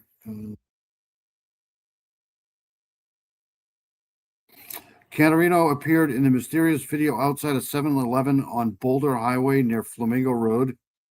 So I'm not even anywhere close to this. So video outside a 7-Eleven on Boulder Highway near Flamingo Road. I can't copy that. Where a man known as Epic Damien POV approached her while she smoked a cigarette. So that's what she's doing right there. This must be her being filmed with these meta glasses here. Yeah, this is him right here. This is Instagram at Epic Damien POV, right? And then, am I sharing this? Yes. So this is from the Las Vegas Metro Police Department here. This video, later shared by Real Vegas locals, has been viewed more than 814,000 times on Instagram as of July 13th. So 2 weeks ago. Where is this? Was this in that store? Because this is nowhere near that store. This looks like this is up in the mountain somewhere.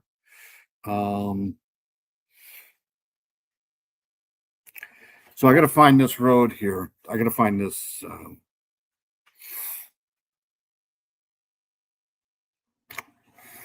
That's weird how she's just standing here.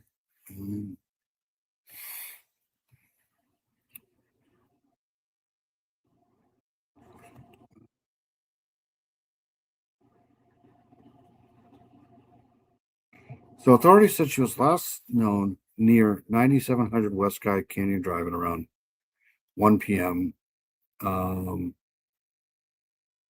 area northwestern place close to busy, so we've read that.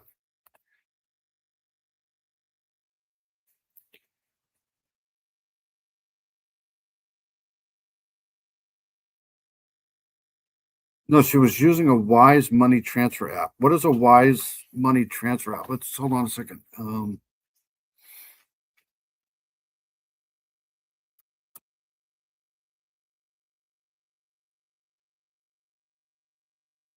So Wise money move your money with confidence. Wise is regulated and reliable. So it's basically like a Venmo thing. Make a so you can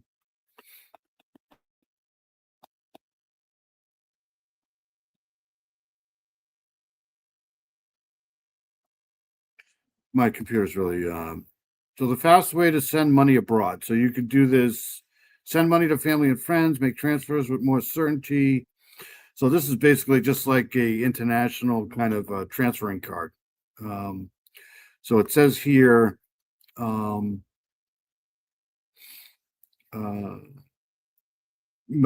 glasses are like $500. No. She was using the Wise Money Transfer app. Okay. The footage captures him approaching the 26-year-old just days before she failed. So those images were just days before she failed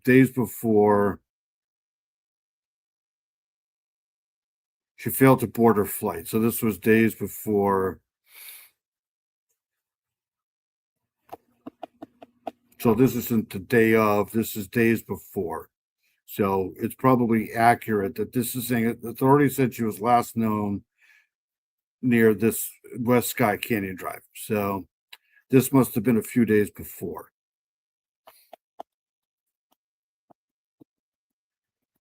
All right, so let's go back to this here. Get out of this here.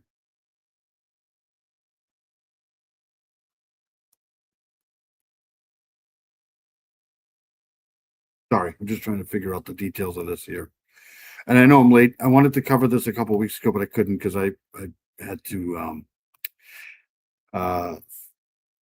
be at the doctor's with my wife, remember? So this isn't what I want here. Hold on a second here. I'm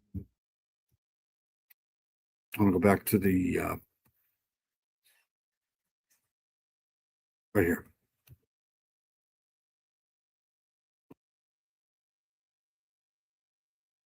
We just want her to come home. Obviously, it's been a month now, so you can imagine how our families felt and really starting to feel now as the days do go by. Amy. So this was done July 23rd, so it's about 3 days ago. Says her family has received a lot of support from the Las Vegas community, and they appreciate it during this search for Sally. This is terrible. Amy also tells me Red Rock Search and Rescue and the Australian Consulate and federal police are also involved in this investigation. If you have any information, you are urged to contact Metro Police or Crime Stoppers. Okay, so hold on a second here. I'm going to try to I'm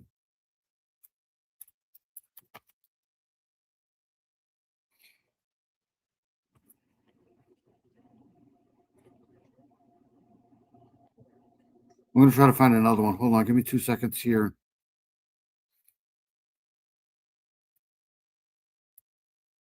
Fine, that was the Las Vegas.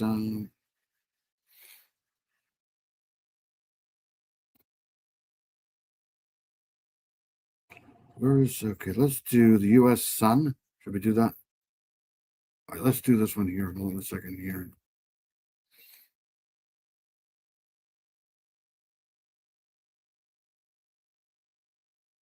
Hold on a second while my computer loads. All right. I don't know how much I trust this site, but let's see here. Transfers money into an American money. Okay, thank you for that. All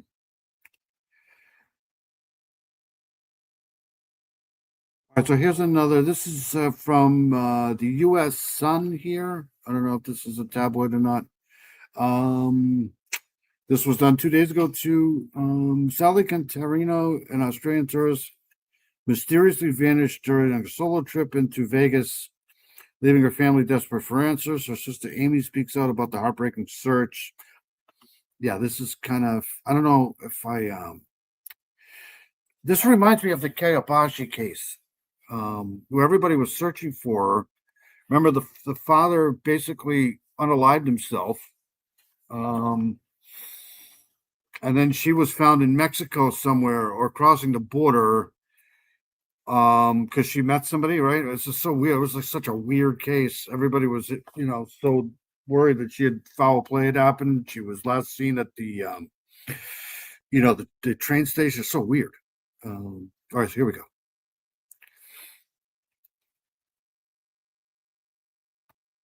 That she hadn't boarded any flight. Sorry.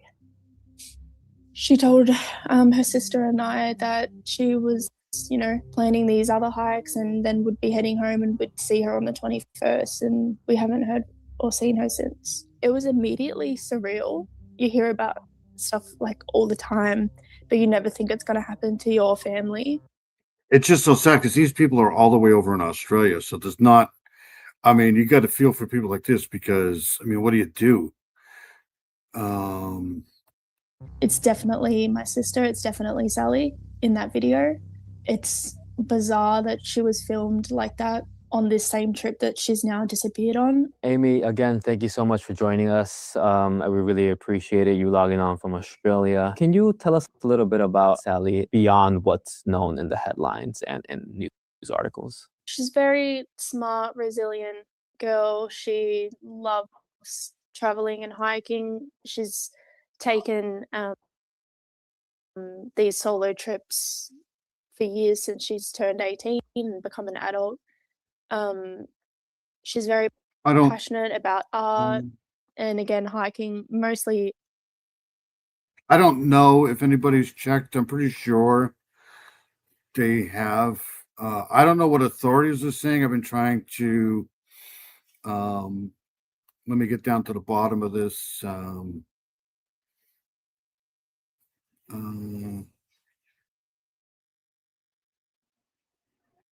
Okay, hold on a second.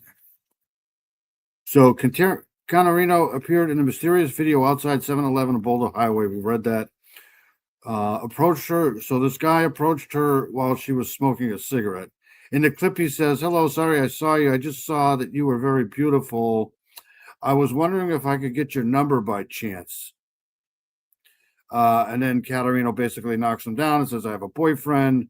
"Oh, okay, yeah, sorry. Are you waiting for him or none of your fucking business?" No, she responded, "I'm just gonna have us. I'm just basically standing here having a cigarette, dude. Just leave me the hell alone."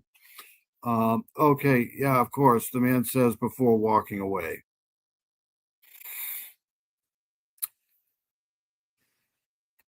Police say Cantarino was last seen wearing a gray-blue sweatshirt, jean shorts, black and white shoes, and carrying a purse. She is described as having brown hair and brown eyes, standing about 5'5" tall and weighing around 130 pounds. I'm just reading this. Sorry, guys. The search has also drawn Australian authorities after the missing persons report was first made by Victoria Police, which then notified Interpol. So they got Interpol involved in this. So nobody from here reported her missing. This was done over in Victoria, Australia Police. Okay, so Cantarino's family, including her sisters, traveled to Las Vegas to find her and learn what happened. And we don't know this article says nothing about what the police are saying here. They're not saying if this is a missing person case or if this is an abduction case, or they're not saying anything in this article anyways. All right, so let's go back to this here.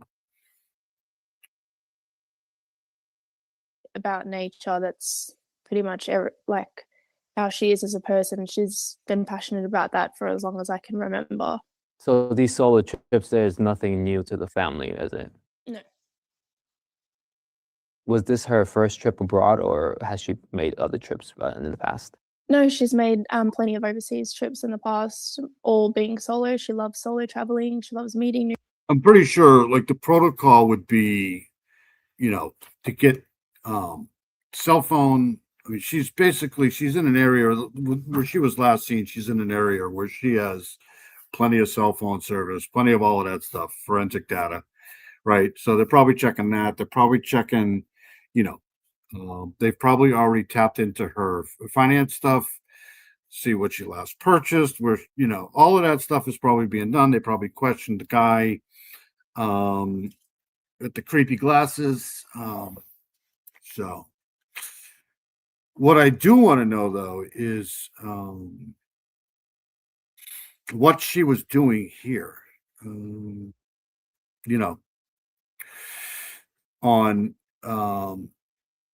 the day that she was seen, the last known address where she was seen, what was she doing there? That's what I'd like to know. She was going to Lone Mountain for a hike. So she was hiking, which is what you do in Vegas if you're not gambling, right? You go hiking. All right, here we go. New people, and she's taken this trip to Nevada solo a couple of times a year in the last 3 or 4 years. So this is a trip that she does quite frequently. Okay, and what draws her back to Nevada, in particular the Las Vegas area? Her favorite thing about Nevada is the desert, not so much as, other like partying reasons that. I'm assuming that they would probably go to yes, very good looking girl. Vegas, because it probably reminds them a lot of Australia, right? I mean, desert, hiking, stuff like that. I'm just assuming that. I don't know. That most people travel to Vegas. For her, it's all about the desert and nature and hiking. It's her favorite part about Nevada. And did Sally speak to you at all about her recent trip? Maybe did she describe how excited she was about it? Yeah, same as always. She told me a few months ago that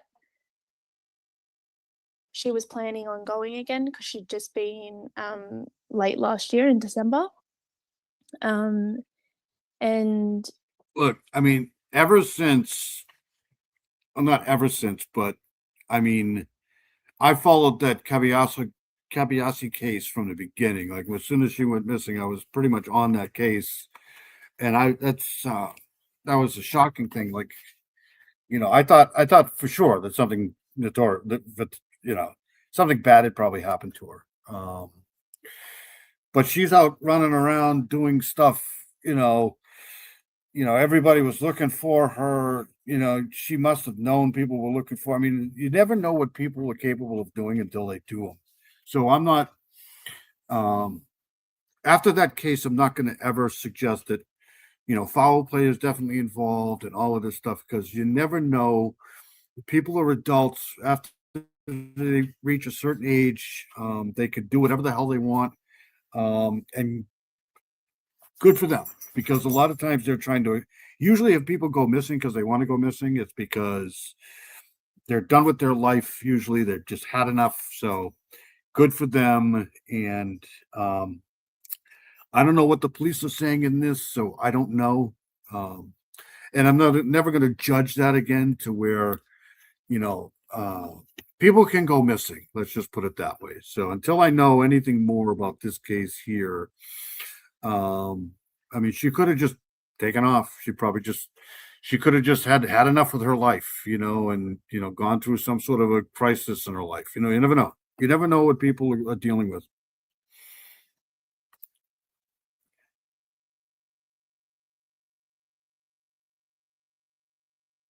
Like I said, she makes this trip multiple times a year for 2 weeks or so. She was excited to go. As soon as she booked her flight, she told me about her plans and her travel dates and things like that. And then So this is not the first time she's traveled here. That she's pretty much, almost a veteran at this stuff by now. So maybe it's possible that she's been here enough, and she knows and she feels very comfortable here, that maybe she just decides, let's just go missing. Let's just stay here and not talk to anybody again. 80% of me says that's probably not the case, but you never know, man.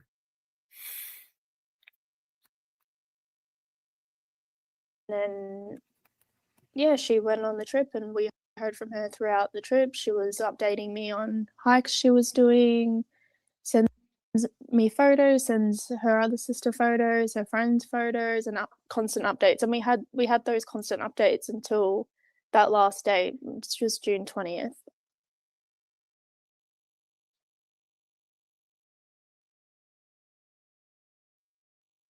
And from the photos, what some of the locations that she visited in the Nevada area? She visited Lone Mountain. She'd done that hike quite a few times in her previous trips as well.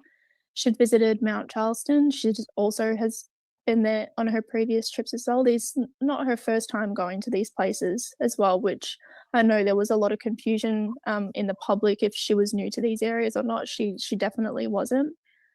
And she did get around like she was a local and loves walking no matter the distance. She's that person, when we're out and about, like, let's just walk there. And it could be a couple of hours walk and you're like, you just don't want to walk that distance. So those kinds of things aren't unusual for her. And yeah, and those were the photos I received from her throughout her trip. Are you taking off, Heather? Good to see you. We love you, Heather. I hope you're okay. It's just too damn bad. We have icky people in this world. Absolutely. We love you, kiddo. I hope you're well. We love Heather here. Heather's an amazing human being. She's just, she's always here. It's always good to see her. This chat is definitely, we miss her when she's not here. So, love Heather for sure. Love all you guys. I do want to go to this. Hold on one second here. Let me get out of this for a second because I'm going to go to this here first. And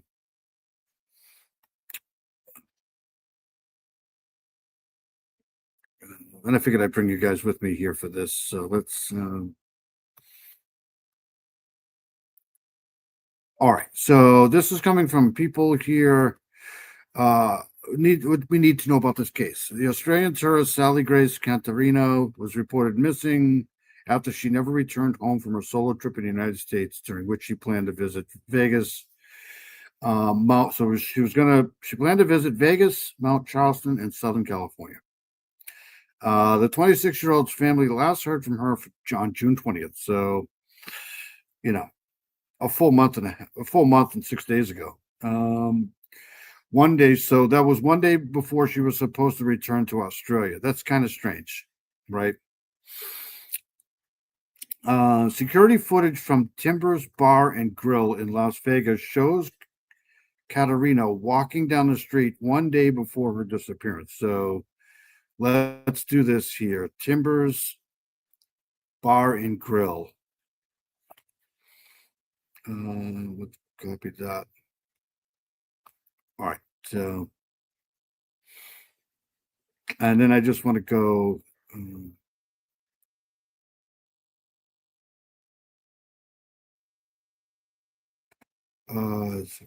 So, while she was initially in contact with her family throughout the trip, family members later realized that they had not heard from her since Saturday, June 20th, and reported her missing.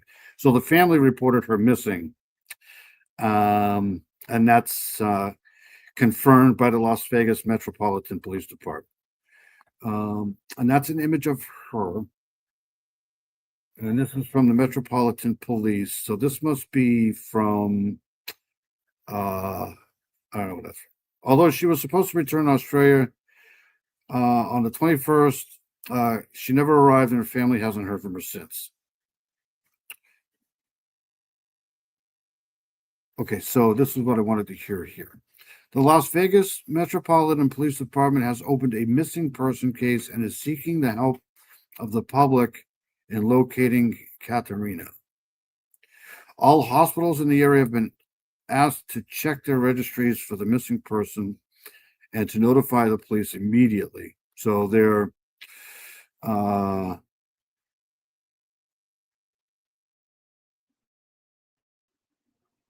according to KSNV, Catarino was traveling alone and was spotted near Mount Charleston, approximately 35 to 45 miles northwest. So this is telling me something completely different than the last one. So was traveling alone. She was last spotted near Mount Charleston, approximately 3/4 of an hour away from the Strip.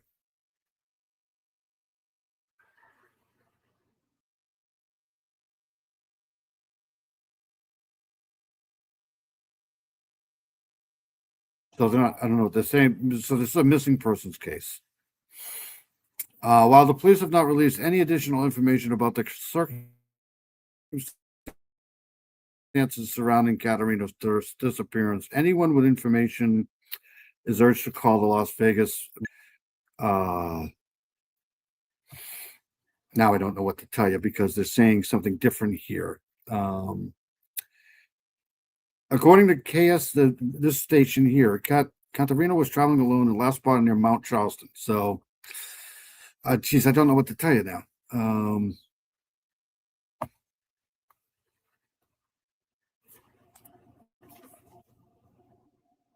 right, this is Tim's Bar and Grill, Las Vegas. Okay, so let's go here. We don't want Michigan.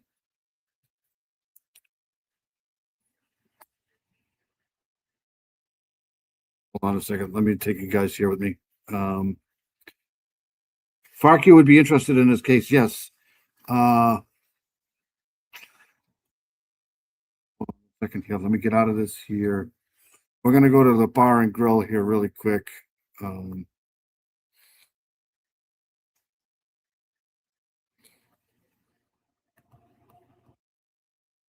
So this is the bar and grill here.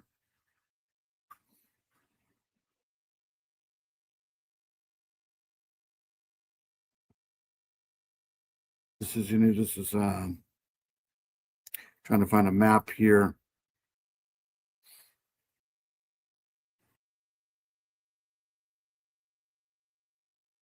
Sorry, my computer's really slow, which is not helping.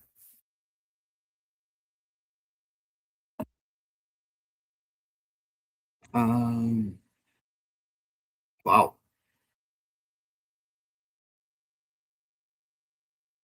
Mount Hood. I don't know. I'm gonna have to look into this case because I can't do it right now. Obviously, it'll be here forever.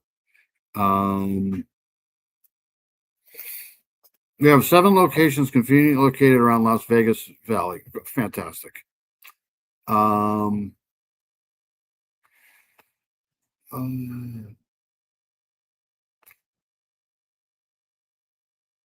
Mount Charleston. Let's do this here.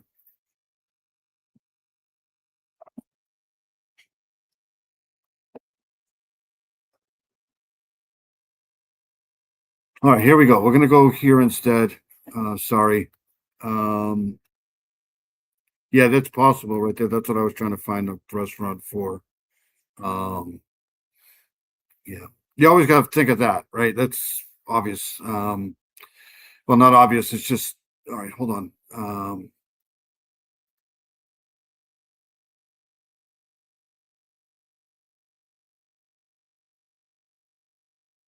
Thank you, Paula, for doing that.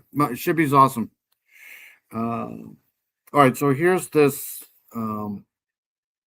This is Mount Charleston. And this is where, okay, so according to this article here, he was traveling alone and was last spotted near Mount Charleston. So she was last spotted here.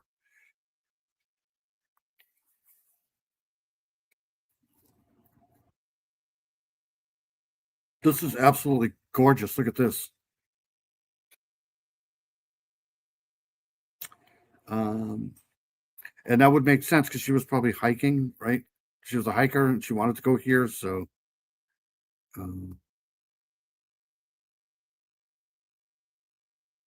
so according to this article, she was traveling alone and was last spotted near Mount Charleston. So I wonder if she was spotted by a camera, maybe, or a person, or I mean, this is absolutely great here. I'd love to go here. Look at this place.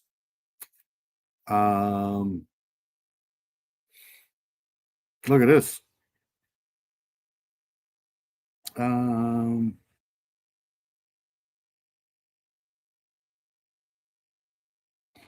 Wow. Let's go here. This is pretty cool. But what I want to do now is go back.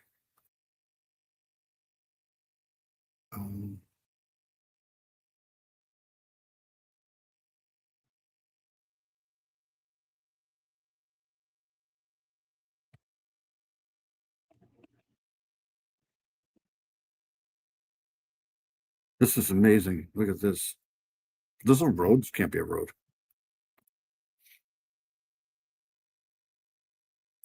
This is awesome. Do you think it's possible that she fell? Like if she's Mind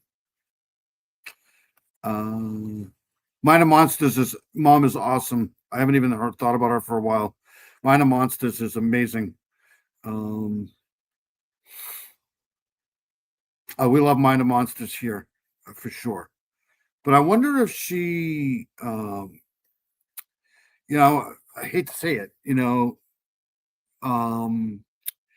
but according to this, so she was, according to Katerina, was traveling alone, walking car, I don't know, and was last spotted near Mount Charleston, approximately 35 to 45 minutes.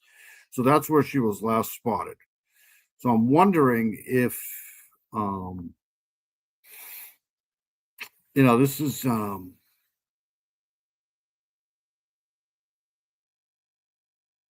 didn't want that. I wanted to go here. And then I go here. It's weird. Oh, I don't know what to tell you.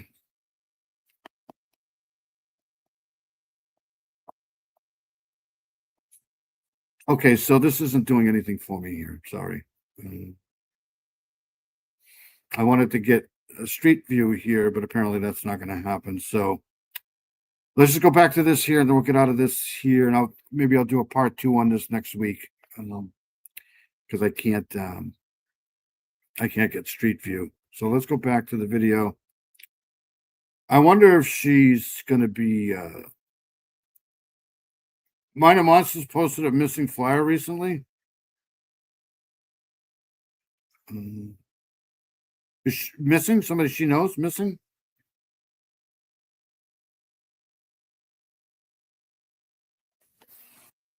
And she told her sister and I that she was, planning these other hikes and then would be heading home and would see her on the 21st. And we haven't heard or seen her since. When was the last, or what was the last conversation you had with Sally?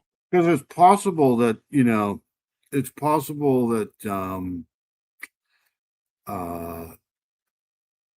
she probably might not have had to create a cell phone service around there. I mean, I'm just thinking outside the box here. Maybe she didn't have, the greatest. Are these the Sierra Madres? No. That's Mount Charleston right there. So I don't think I'm going to get any street views there. Sorry for that. But I'm just wondering if, she had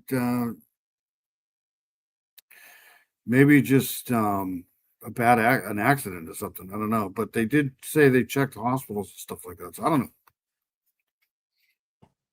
The last conversation I had with her was, it would have been on the 19th in Australia, so the 18th, I think, in the US. And she told me that she was having a great time, because I like to hear from her at least once or twice a day while she's on these trips.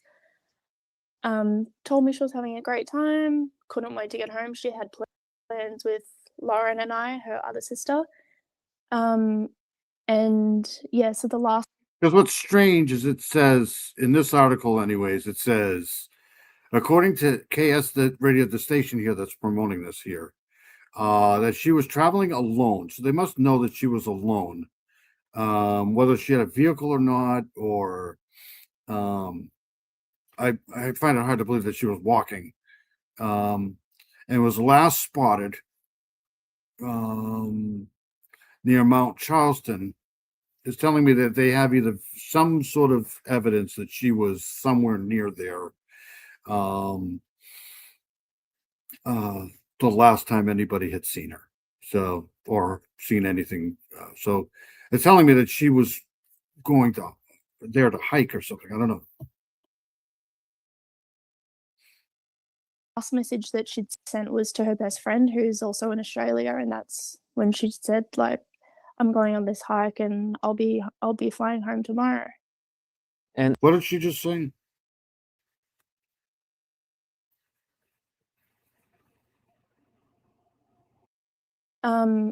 And yeah, so the last message that she'd sent was to her best friend, who's also in Australia, and that's when she said, I'm going on this hike and I'll be. Okay, so she sent, the last text she sent was to a friend saying she was going on okay, so yeah. I'll be flying home tomorrow. And at what point did you and your sister Lauren realize that something was just not right? So obviously with the time difference in Australia, it got to the 21st here in Australia, and I was actually sleeping at Lauren's house, and I said to her, wasn't Sally supposed to be home today? But with the time difference and the date differences, it can get confusing, and I couldn't remember if she was maybe due home on the 22nd in Australia and she was leaving Nevada on the 21st. And she said, yeah, I think so, or it's possibly going to be tomorrow, the 22nd. And, I've never had an odd gut feeling on any of her. I mean, it's hard for me to believe that she would be walking, right? It also says here that she reportedly booked a bus ticket from Las Vegas to Los Angeles, where she plans to board her flight. So she was leaving out of Los Angeles. And it also says, according to the Sun, Caterino never scanned the bus ticket or showed up for her flight. So she never got on the bus and she never made it to Los Angeles, according to this. So whatever happened between the last day that she was supposed to be there and being seen here traveling alone near Mount Charleston. That's what this article's saying anyways. It's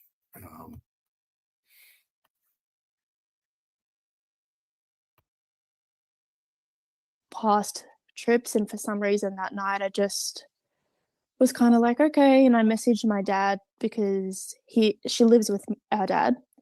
Asked if she was home yet, and he said he hadn't heard from her either, and it was the very next morning that I don't know what came over me. I was like, well, we have to report her missing.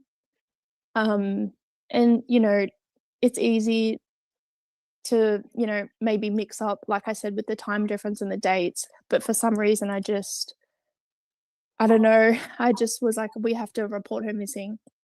And we went to the police station that morning, reported her missing straight away, and they very quickly actioned it and got it to Interpol and got it to Metro Police in Vegas. So thankfully, those that process did go through very quickly because, you know, our main concern was if she'd boarded her flight or not, because I'd messaged her, and obviously if you message someone when they're on a flight or something, the message isn't going to deliver, and it had just said sent.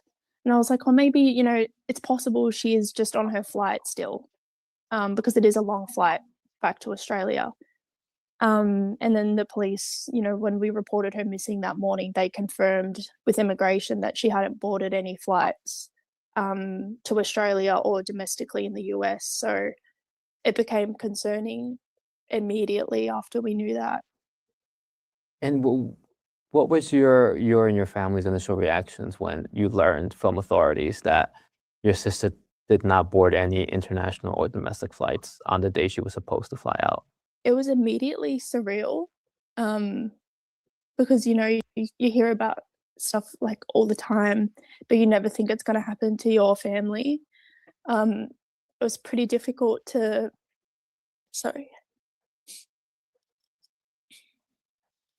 it was pretty difficult to be told that she hadn't boarded any flights,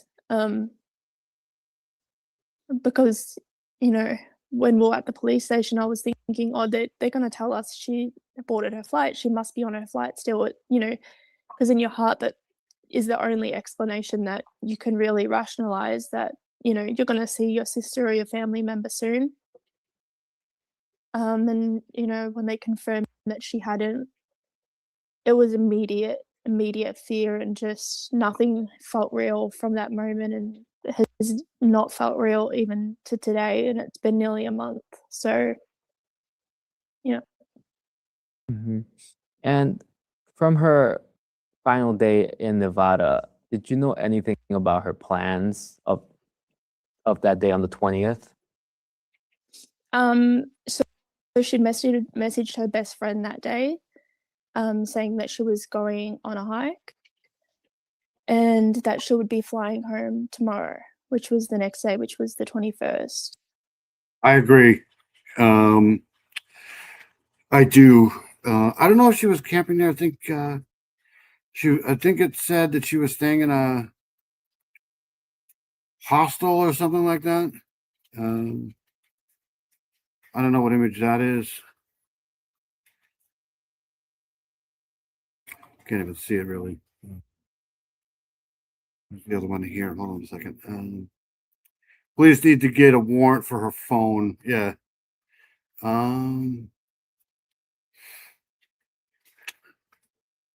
Absolutely. I got this. I mean, we'll continue watching this.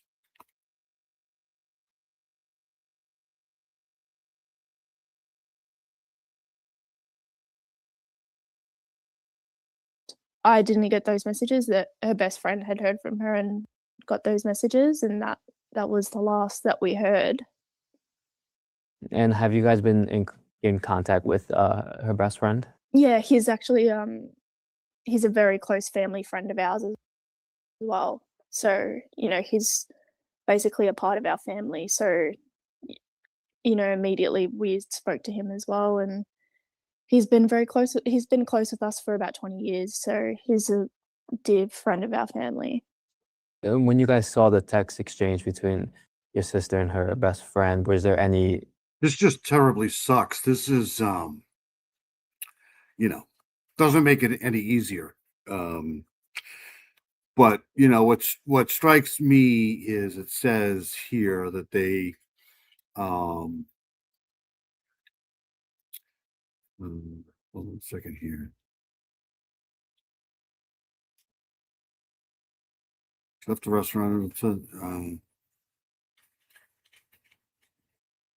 That they checked area, you know, hospitals and stuff. So that's telling me that they think the same thing we're thinking, that maybe, you know, she had kind of got an accident or something.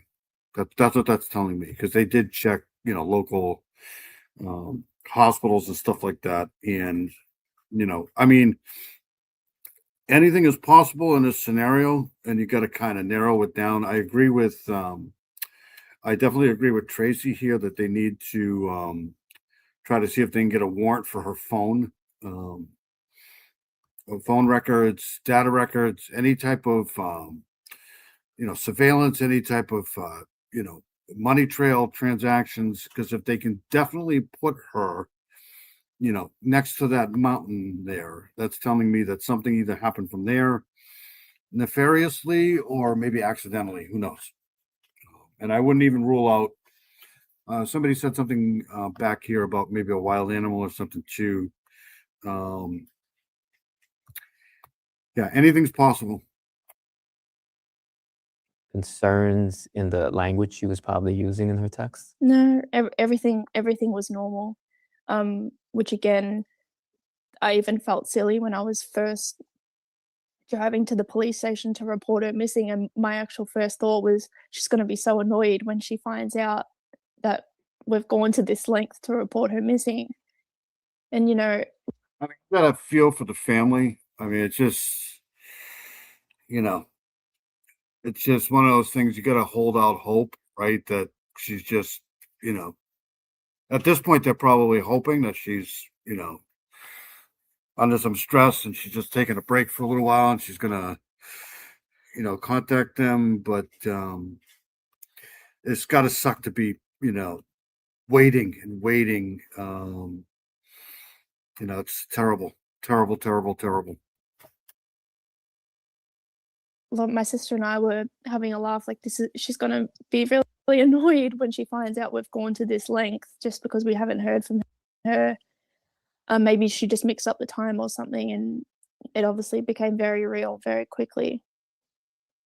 I read on in the Yeah, they're reluctant to give up information unless you can request that stuff all you want from the phone companies, but it's usually the law enforcement that usually pushes the envelope on stuff like that because there is issues when it comes to people's rights and stuff with phones, phone usage and stuff like that. So you almost need the police to get involved to where they got a seized warrant here, and the warrant is forcing the phone company to give over the information. But they can do I think they can do a geofence or geocache thing without that. It's just really hard to do that without the cops involved because, especially if they're not suspecting foul play. In this case here, I don't know if that's what I was looking for, whether they're suspecting foul play, but at this point they're treating this like a missing persons case. And it seems like they have some urgency to this because it said something here. They're urged to call the Las Vegas Metropolitan Police because it could be too, because this is they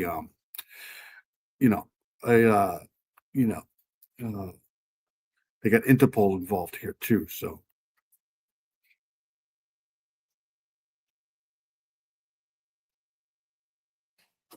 an article that police have described your sister as possibly being in a severe emotional distress or in need of medical assistance. Do you think that may be the case? No, she does struggle with mental health. That in itself is common in this day and age with people. Do I think it has anything to do with what's happened now? No, I don't. At this point, anything is a possibility. We've obviously, come to a bit of a standstill because her scent was on the trail and she hasn't been seen on any.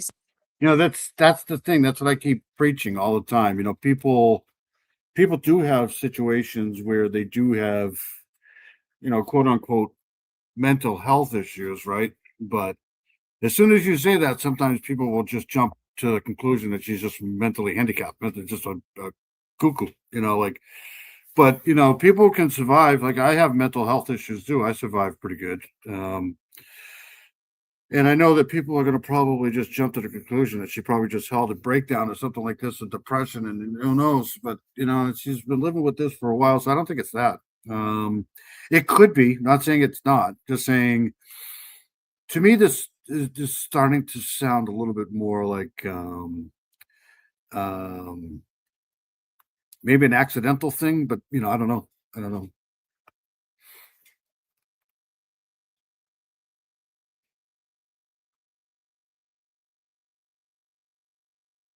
CCTV footage or anything since, so it's really hard to say.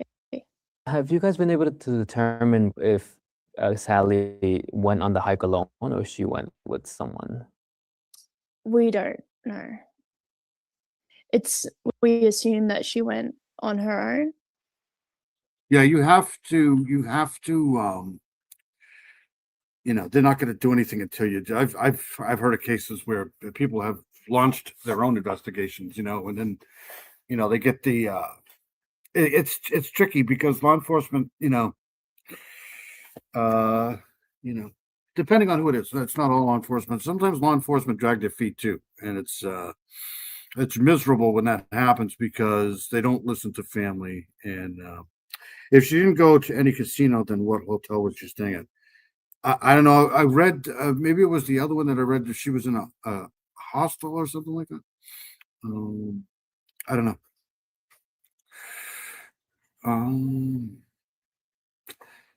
She's going to Loon Mountain for a hike on June 20th. So I don't know where Loon Mountain is. Lone Mountain, sorry.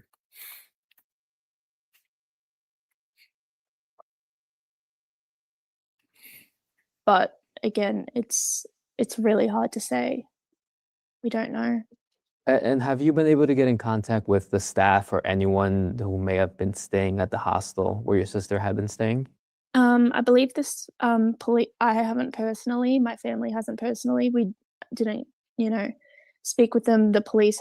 So she was staying at a hostel. What the hell is a hostel? Is that the same thing as I've seen all the horror movies, hostels. A hostel is a low-cost, short-term form of shared accommodation where guests typically rent a single bed, often a bunk bed, in a shared dormitory rather than booking an entire private room. So it's a cheap version of a hotel is what it is. So it's basically, it could be a rental for a dormitory or college or something like that, or I'm not saying that this isn't nefarious. I'm just saying, I don't know. It's not, to me, it's not looking that way, but you never know. Had already done that. And they spoke with, I'm not sure if it was the owner or who works at reception at the hostel itself, but they confirmed that the bungalow.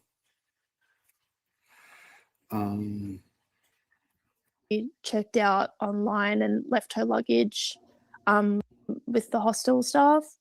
I'm assuming because her flight was later that night, and that's also a normal thing to do, is leave your luggage at your accommodation.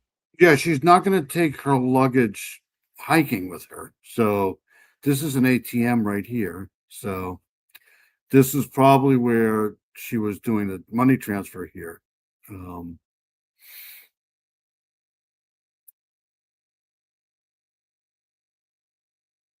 Accommodation if you want to head out for the day. So it's really difficult to try and piece anything together. I don't know where this is. And I tried finding out where this photo came from. I don't know. Because that's the only photo that I don't know where she is at. This looks like a road, but you never know. Had Sally been previously, has she stayed at that hostel before? Yeah. Because I know you told me she's made numerous trips to Nevada. Yeah, she's stayed at that hostel quite a few times. There's a video circulating on social media, on Instagram in particular, where a man approaches your sister outside a convenience store and she's seen smoking a cigarette. Have you watched that footage? Yes, I've seen it. I saw it for the first time when I was in Vegas. I'm going to tell you that they probably have questioned that guy up the yin yang. Like they probably got an alibi from him, got his cell phone records. They probably got Now that's not saying that he didn't have anything to do with this. I'm just saying they probably have, and he could have just lawyered up right away. You never know. But yeah.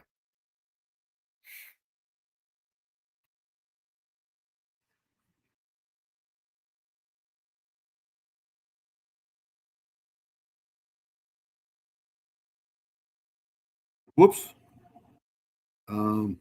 If she could afford to fly, she could afford to rent a hotel.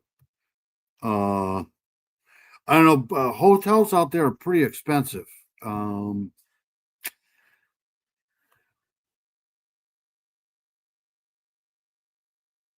And she stayed at those before, so I don't know. It's possible though. It's possible that It was something very on. difficult to see. At first, I thought that someone had like AI'd a video out of a photo of her or something, because the way the video starts is a little odd. It's definitely my sister. It's definitely Sally in that video. It's bizarre that she was filmed like that on this same trip that she's now disappeared on. I think I honestly, I mean, it's creepy. That is a little creepy, but that to me sounds like a guy just trying to pick up a girl, in my opinion. But you don't know how people do things these days. You don't know people's minds and psyche and stuff like that. Could it be nefarious? Sure. But to me, in my opinion, it's just my opinion. It's just, he saw her, thought she was attractive, and tried to pick her up. It's just, but who knows? I don't know.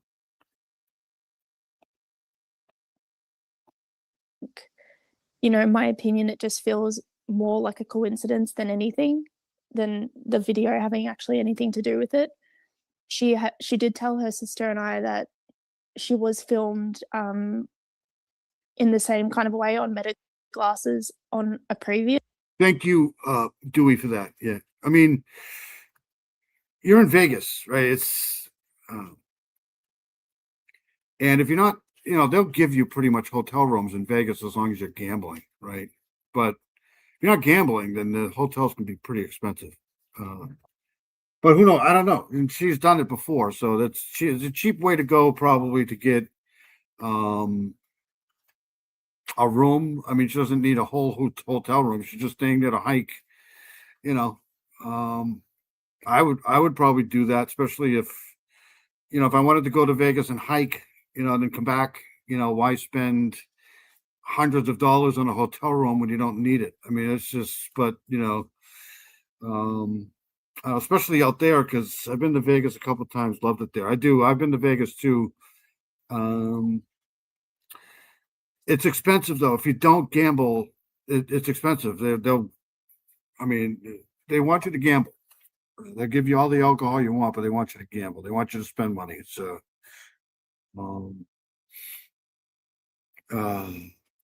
this to me sounds like it just to me sounds like something either bad happened at the mountain, or she just took off.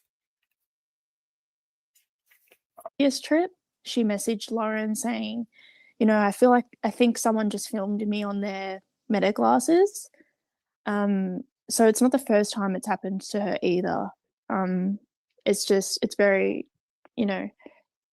it's not nice that it's happened, obviously, in this circumstance, but whether it has anything to do with it, I don't know. Right. And have you guys been able to determine when that video was recorded? Yeah, so we actually obtained the footage from the man who filmed it. And the metadata on that video confirmed that it was filmed on that trip, on that 3 or 4 days before she went missing. So all of that's already been confirmed. When you Yeah, I mean, I could be wrong, but I think that that's just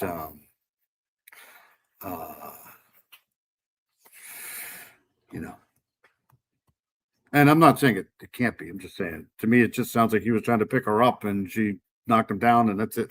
And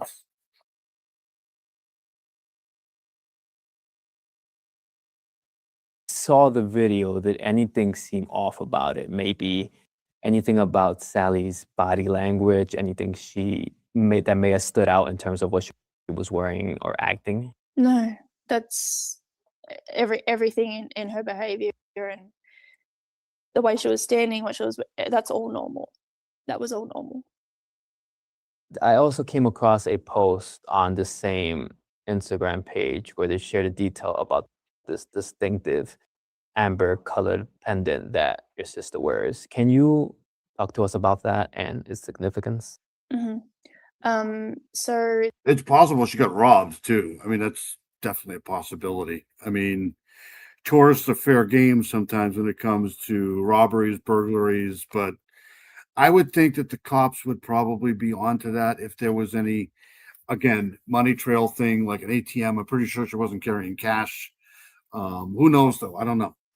I just don't know. You're not going outside, so go lie down. that's a pendant that Lauren brought her for Christmas last year. She treasures that pendant dearly, and every time I see my sister, she always is wearing it. And initially that wasn't released to the public. Obviously, it's a live investigation. Not everything can be. And I do know, and I may be a little bit sort of looking for maybe just grouping everybody into one category here, but I'm pretty sure Australian girls can handle their own. Like they're not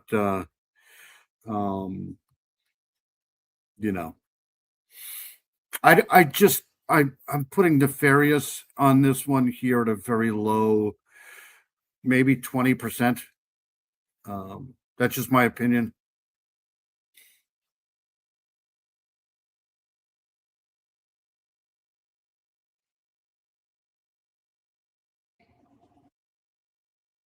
Shared with the public. And we were at the understanding, as confirmed by Metro, that pendant wasn't in her luggage, so we could only assume that she had it on her at the time. Yesterday we actually found out the pendant was in her luggage, so that's actually redundant now. She didn't have the pendant on her. It was in her luggage. So all that info that got released, it's not really relevant because we'll have the pendant now. It's with her luggage with Metro, so there's not really anything else to comment on it. Amy, is there one final message you want to send to our viewers or the law enforcement officials who are actively searching for your sister? Yeah, look, my family and I appreciate we have, had so many Vegas locals reach out to us, taking their own time out to go hiking, taking their drones out, and I can't express my gratitude enough, like from my family as well. The fact that people are taking their own time to go and look for my sister means the world, especially, we're in Australia, so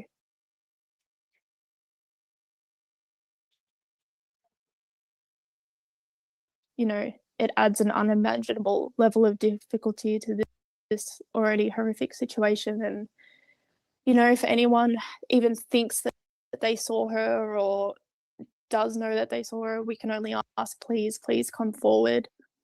But yeah, we are very grateful to the Vegas community. Like locals have. Yeah, I mean, I just, regardless, you just feel bad for the family, like the Kayabashi case. You feel bad for the dad, the family, that came all the way from Hawaii to go out there to look for her. And I'm not bashing her. She obviously was ready to do what she did, but you feel bad for the family because there's really nothing that they can do. I mean, they could do a lot, investigatively, but it's just gotta suck. It's gotta suck, and I feel bad for the family because, you just want to go and try to help look. That's what you can do. Because, but if she's, she hiked this mountain, and I'm going to go back here in a second, because obviously I'm not going to be able to get to the second missing person case of the week this week, but let me go to the mountain again. I mean, if she's hiked up here, she's hiking up here and something, bad happened, they'd never find her, or it'd be very hard because this is, she could be anywhere up here, literally. Especially when you see stuff like this, right? Like even experienced hikers, anything can happen, right? And it could be months, years before they would find anything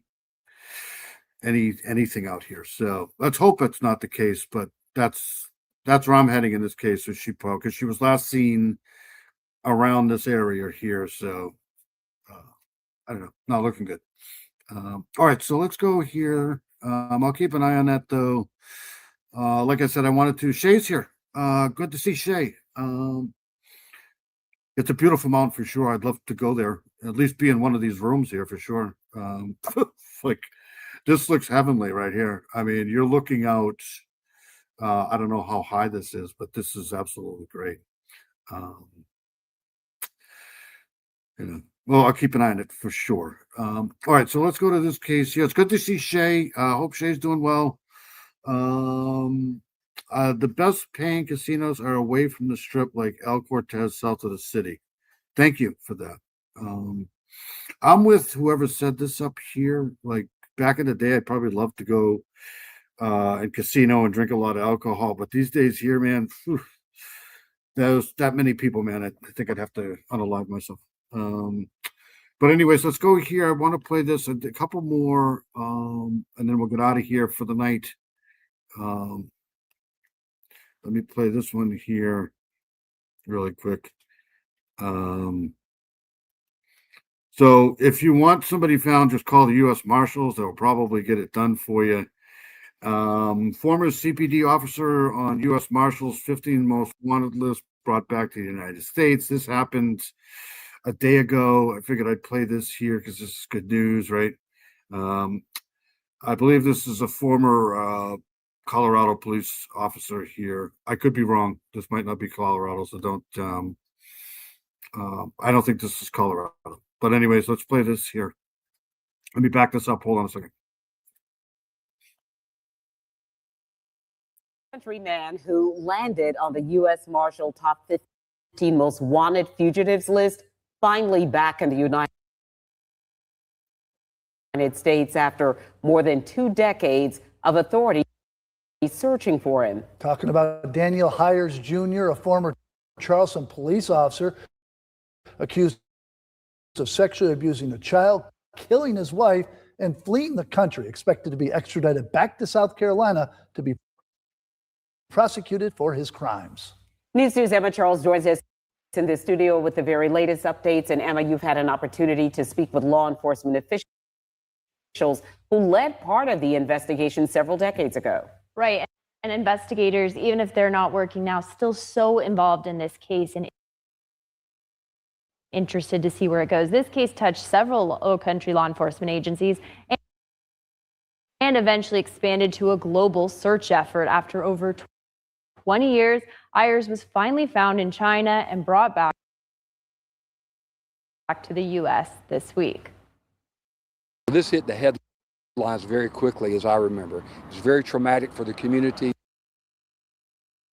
Now 53-year-old Daniel Ayers Jr. was last seen on March 15th, 2005. The same day Ayers was scheduled to surrender in Dorchester County on criminal sexual conduct with the minor charges after he was arrested by the North Charleston Police Department for committing lewd acts on a child under the age of 16. He had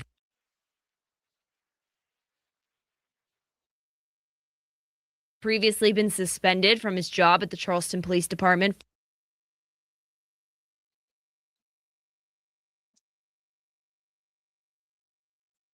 following the criminal sexual conduct allegations. He was contacted about coming to the sheriff's office to turn himself in, which was very common practice, particularly when you're already under charges, as he was at the time. But my understanding is that he did not show up for that meeting. And so officers... That's going to be the best name ever. Aya Malone and the Mighty Fu. That's freaking awesome. It's good to see you. Thank you for waking up for this. I don't know how happy you're going to be about waking up for this, but good to see you for sure.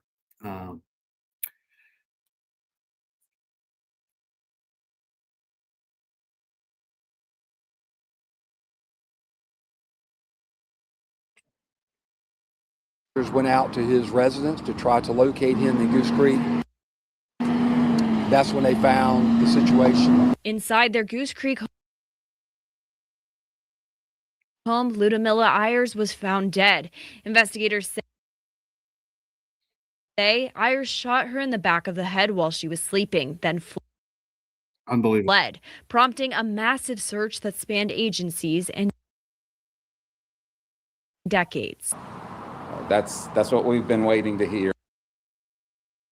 for a long time. A lot of man hours with this department. He's a suspect and he'll be charged. He's in federal custody. For over 20 years, investigators worked with international partners to track his whereabouts. What a piece of shit, right? What a just absolutely horrible person. Deputy U.S. Marshals arrived in Shanghai, China on Wednesday to take custody of Ayers and return him to the United States. A multi-agency, multi-generational effort. Those who've been working it from the beginning say his capture makes it all worthwhile. And Captain Tom Marshall, who was the commander of my detective division, it was one of those cases that he took a very serious interest in from a professional standpoint and pursued it. And it was one of those that he just relentlessly pursued during his time there. He is no longer with us. He has passed away. But even in his death, we remember his diligent effort in this particular case. Don't know yet when Ayers is expected back in South Carolina. It's also unclear where he will be taken since he's got charges in multiple counties. The criminal sexual conduct charge is out of Dorchester County.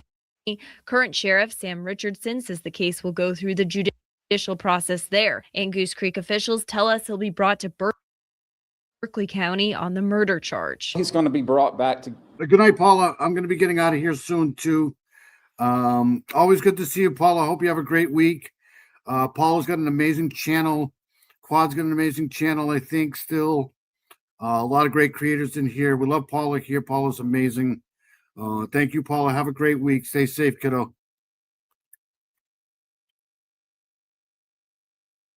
To Goose Creek first. He'll be housed at the detention center here in Berkeley County in Moncks Corner when that happens. But certainly that murder charge is at the top of the list. And I spoke to Berkeley County Sheriff Dwayne Lewis about whether he's expected to go to the Hill-Finkley Detention Center on the murder charge. Sheriff Lewis said he hadn't spoken to marshals yet and doesn't know for sure. We are, of course, keeping a close eye and we'll bring you up. If you want somebody found, just go find the marshals and they'll bring them back for you. It may take a while, but they'll find them. That's a rule of thumb, literally. Okay, one more thing before I throw this computer out the window. Critter Mama's here. Good to see Critter Mama.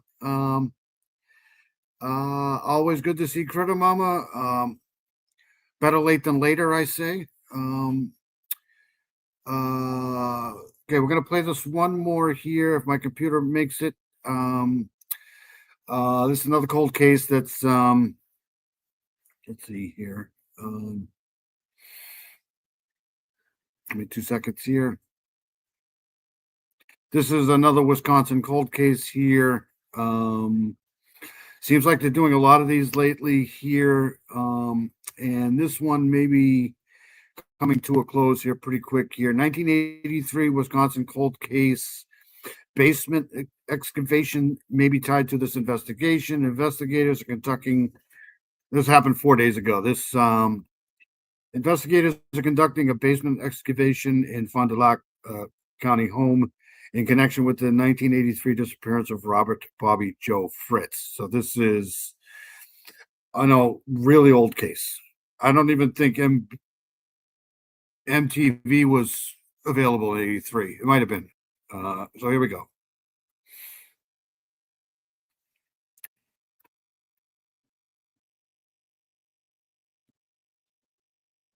Tonight, there is potential new evidence in the Fond du Lac County cold case. Fox 6's Ashley Sears is here and explains investigators have been searching the boy's childhood home. Yeah, that's right, Kim. 5-year-old Bobby Joe Fritz vanished while playing with siblings from outside of his home in Campbellsport in 1983. It is a case that baffled the community and one that investigators say they have never given up on. There was just no trace of him anywhere. For 43 years, this community has been searching for answers. Everybody was looking for him, and nobody could find him. Spencer Lavrens lives next door to where 5-year-old Bobby Joe Fritz disappeared in 1983. At least 100 people were involved in the search. At the time, the community combed the area from the neighborhood to the nearby Milwaukee River. The boy was last seen playing outside with his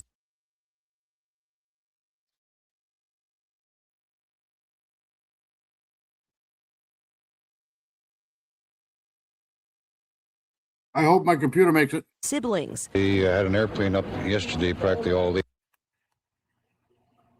for the search. Over the years, age progression photos were released, but never any leads. Now, decades later, there is new activity at the home.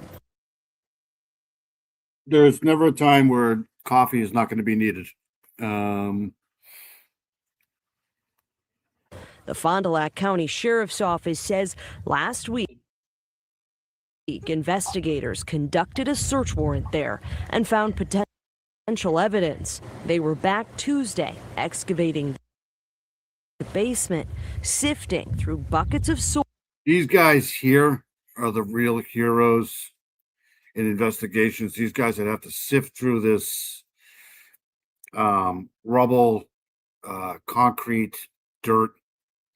It's very tedious work, and you know, you got to find the missing piece here, right? This is literally the needle in the haystack. It's that literal. Like, that's what you're looking for. Bone fragment, fiber, clothing fibers, anything, right?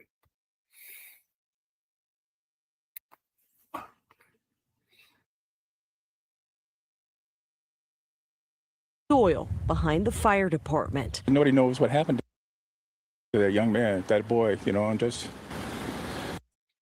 I used to know that song. I forget now. I used to know that.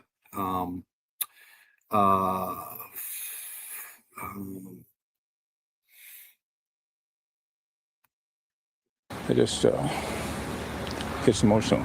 Investigators are searching for any new clues that could help thaw this cold case as this community looks for some closure to a decades-old mystery. I just hope they find a conclusion to it and everything comes to a positive end.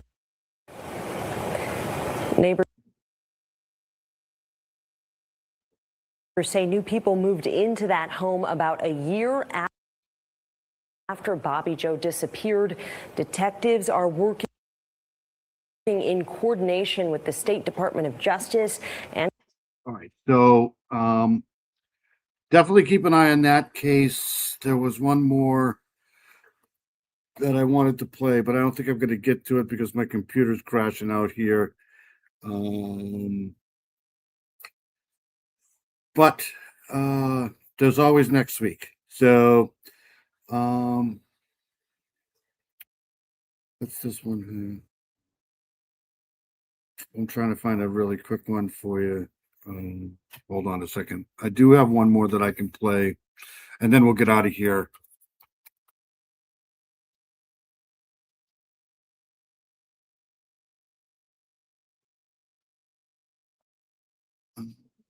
Give me 2 seconds here.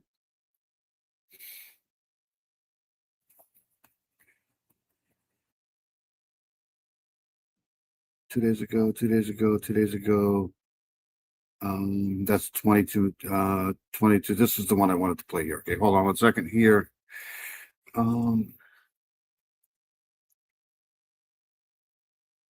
My computer has really shit the bed.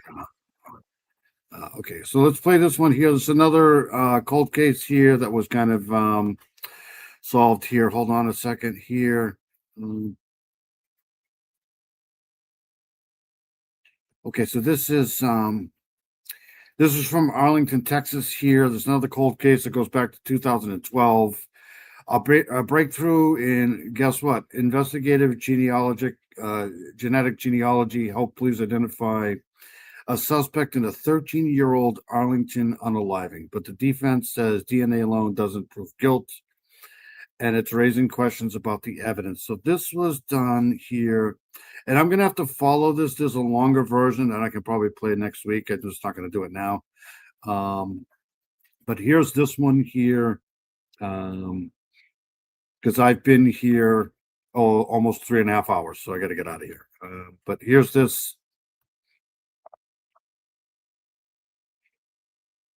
In a 14-year-old cold case murder of the woman who you see right here. The detective on this case shared with us pretty emotional and powerful response when we asked her simply about what that moment was like when you can tell a family so many years later that you have finally made an arrest. That's why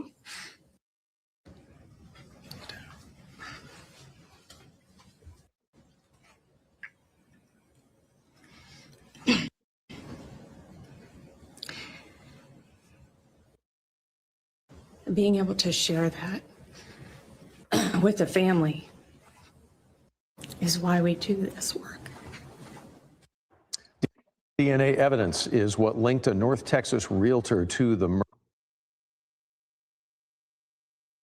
murder. Myra Velasquez is now charged with capital murder, but her attorney told us that the DNA evidence does not close this case. Robbie Owens now with a closer look at the role of these DNA databases. And when curiosity strikes about the everyday lives of your family. Access to DNA technology has unleashed a fascination with finding long-lost family. How is your family woven into 250 years of U.S. history? And now those databases are becoming game-changing tools for law enforcement searching for cold case killers. It's called investigative genetic genealogy. It starts with an unknown DNA sample recovered from a scene. That sample is then submitted to a publicly accessible genealogy service to identify potential relatives of the unknown DNA profile. Following a process that police call research intensive, experts use the DNA sample to build a family tree, and then they essentially shake that tree to see if a potential suspect falls into focus. At the IGG process, I identified a potential suspect, 42-year-old Myra Velasquez. She was a close friend of the Look at this poor thing, just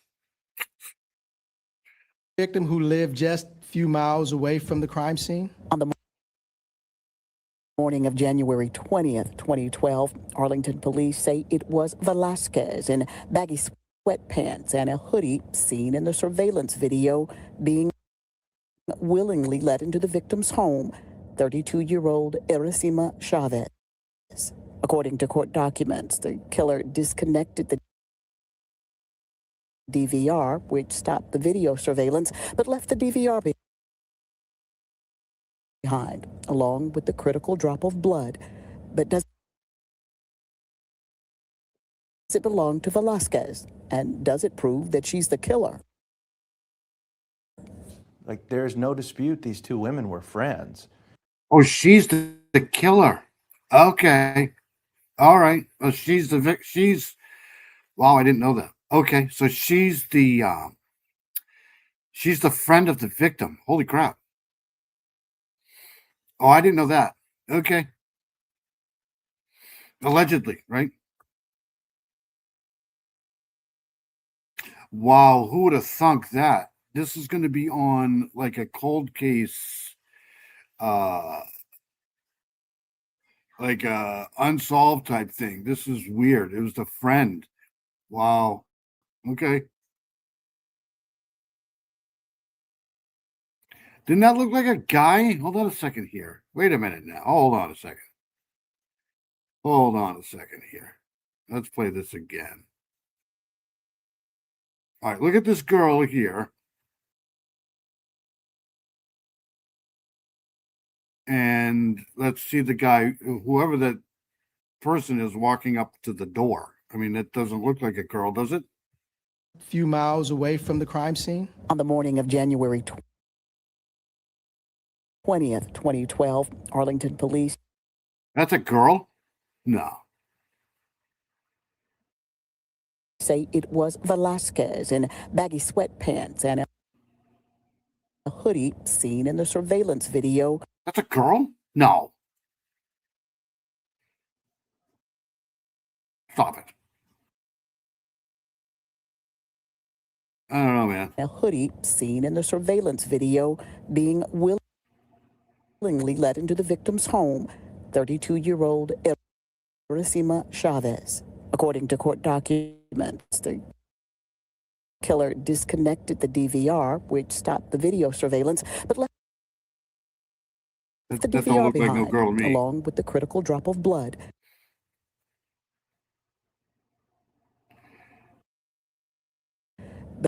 I don't know. They better have more than that. Does that look like a girl to you? Wow. I'm going to play it one more time because Police say it was Velasquez in baggy sweatpants and a hoodie seen in the surveillance video being willingly led into the victim's home, 32-year-old Iracema Chavez. According to court documents, the killer disconnected the DVR, which stopped the video surveillance, but left the DVR behind, along with the critical drop of blood. But does it belong to Velasquez? And does it prove that she's the killer? Like, there's no dispute these two women were friends. Your friend's DNA is going to be in your home. My DNA is going to be in my friend's home. Defense attorney. yeah, I don't know about this. This is weird. It was a partially wet. Are they saying it's a partially wet? I don't know, man. I'm going to have to go over this again because I didn't know they were blaming the friend here, the girl. I mean, there's a lot you can do with baggy clothes, I guess, to kind of, I don't know, man. This is strange. Attorney Frank Sellers has been hired by the family to represent Velasquez. Look at how he walks up the stairs right here. He's Just that, like, jump here. I'm not saying that girls can't jump like that, but this, I don't know. This doesn't look like a girl to me. Sorry. urging the community to keep an open mind and has been critical of what he's learned so far about the police investigation. I think that they were so enamored by this new DNA technology that they just skipped over the principles of how DNA works. And back in 2012, I can assure you that there were going to be collection issues. This is everybody's worst nightmare. But there is clearly more questions than answers here, and we intend to get to the bottom of it. I don't know, man. It's going to be tough to prove. That was her friend. Of course, if they can prove that it was a wet blood, drop, then they might have something. But still, that doesn't.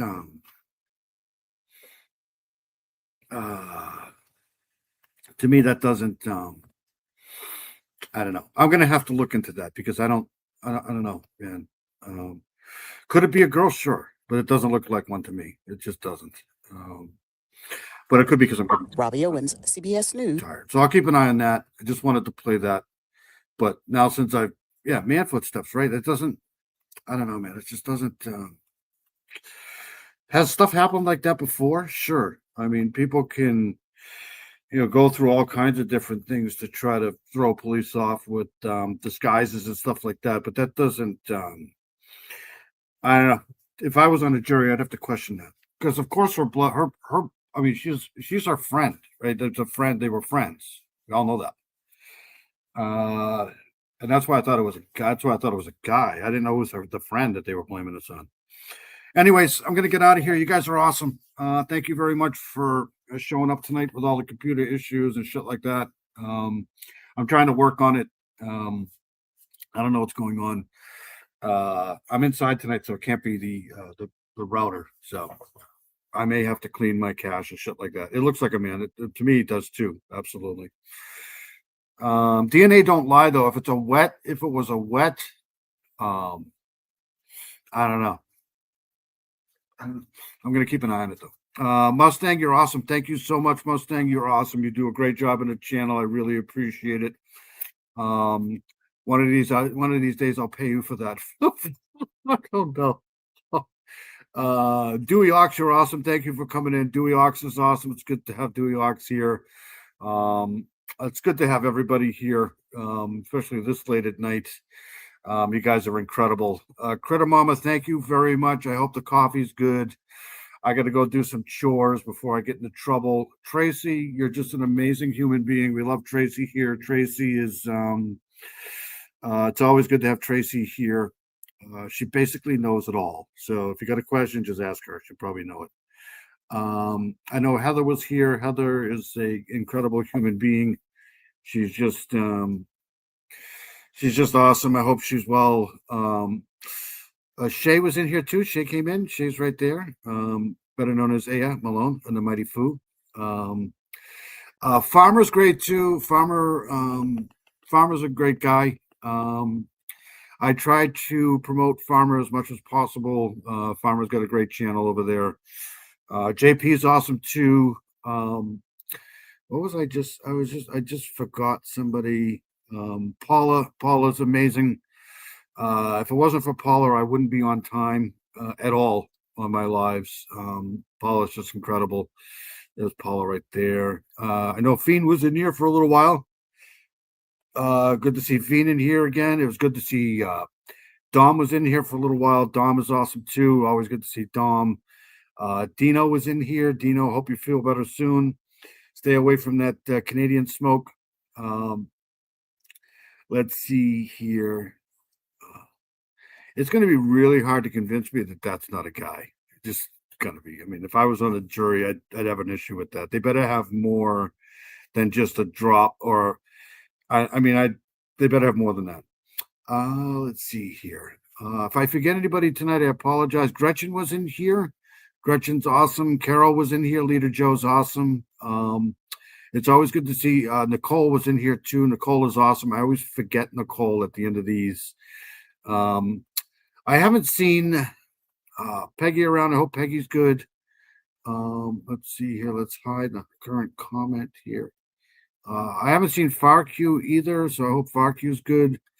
I hope Boston Christian's good too. I haven't seen Boston Christian in a while. Let's see here. UCC is in here. UCC is always in here. UCC is great. Unindicted Co-Conspirator is great. Thank you so much for everything that you do here too. Cindy Lean's right there. Good to see Cindy Lean. Thank you so much for coming in. You guys are all amazing. Let's see here. I'm going to miss somebody. I just know I am. There's Cindy Lean. Did I say Tracy? Yeah, I said Tracy already. But anyways, you guys are great. I'm going to get out of here. Whatever you guys do, don't die. And if if you guys can have another great week. Thank you so much, Tracy. Always good to see you here. And people on the replay, you guys do well. If it wasn't for you guys on replay, I probably wouldn't be here. You guys on replay are awesome. And I'll see you guys later. Have a great week. Like I said, stay safe. Let me play my outro and I get the hell out of here. Let's see here. Working on it. Okay. I'll see you guys later. Have a great night. Have a great week. See you guys.